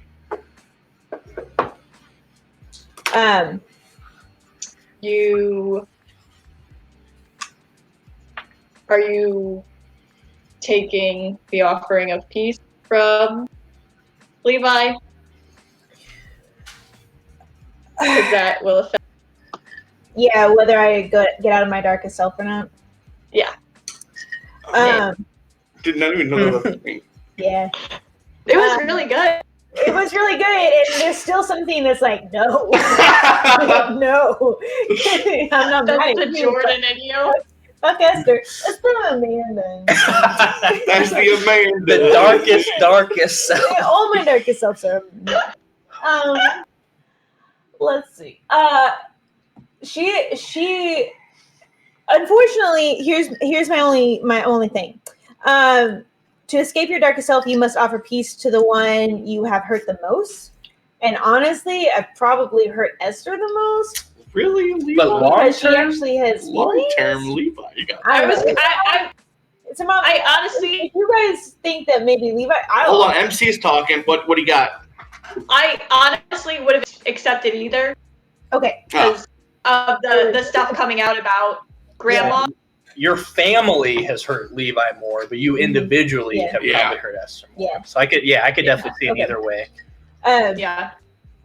Maybe if she does a couple different things, it will assuage the whole situation. Maybe you can.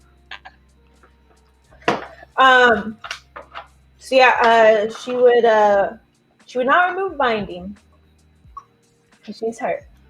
So she would not let Esther physically harm anyone. I forgot you have multiple hexes on. She is real busy. But I would remove the wither. All the unforgivable curses. But I look at Levi and say, you can forgive all you want, but I didn't lash out at Esther because she hadn't hurt me. And I drop it and I walk into the cabin and just walk away from the situation. I'll walk over Alright. back to Esther. Am I normal now? You want me to roll Yeah. for it? No, you cast it, so you could drop it. I'm sorry. Are you okay? Esther is immediately just gonna go in for a kiss for Levi. You turn me on. Oh yeah, Not you just physically harm others. stuck up and defended me and yelled at a prettier. Oh yeah. I mean, I'm not getting my darker power down anytime soon. Good thing too. 5, 6, 7, 8. Okay. Levi chooses. So you can promise me something I want. You can get embarrassed, or you could give yourself to I me. give myself to Esther. Okay. Well, I'm trying to like bang. You know, No. Just like a embrace the full-on, kiss. like, yeah. Hang on. You guys have a moment. You guys make out a little bit, and that's where we'll call it for today. Can I do one thing? Yeah. Because you'll need to know this moving forward, probably. Uh-huh. So Angie's gone inside the cabin. Reggie and them, I don't know. Are you sticking around, or are you also departing? I mean, we'd stick around, probably. Okay. Would you go into the cabin? Yeah, I would want to go in afterwards to talk to Angie. Okay. Perfect. So they go inside. Esther and Levi finally have this kiss. Esther opened her eyes for just a moment to make eye contact with Ethan, who's turned into a real dick out of nowhere. I'm being used. No, it's definitely feels genuine. Once they've gone inside, thank you. I've never had anyone stick up for me like that. I'm always fighting my own battles and getting myself into battles I didn't need. What the fuck was that with Angie, though? It's still a question. I don't know, but Reginald's really okay with it, and I'm... Yeah, apparently everyone's okay with a fucking monster in our midst. And right now, I'm still in my darkest self. So I find myself shivering, needy, alone. I'm just sort of just leaning into Levi for comfort right now. I didn't know shit like this was real.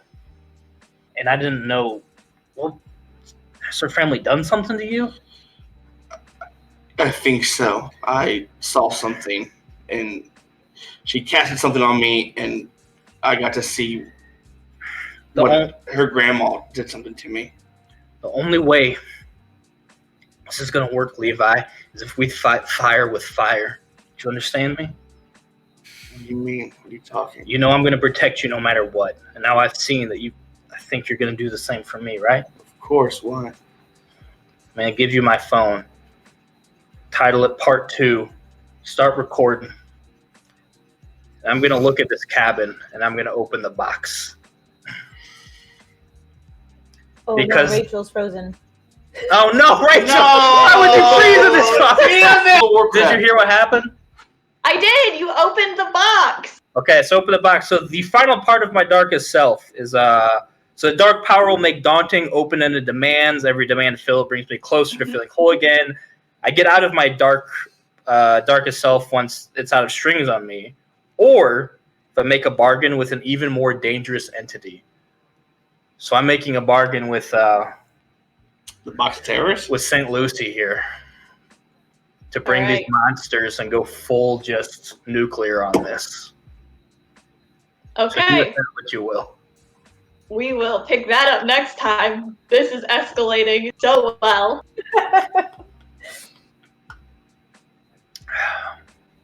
See you next time. I'm probably frozen again. You're not. Bye. We got an after show and we got socials and stuff like that. Socials. YouTube. Cool. Follow us on our things. Podcast. Patreon. It's cool. Bye.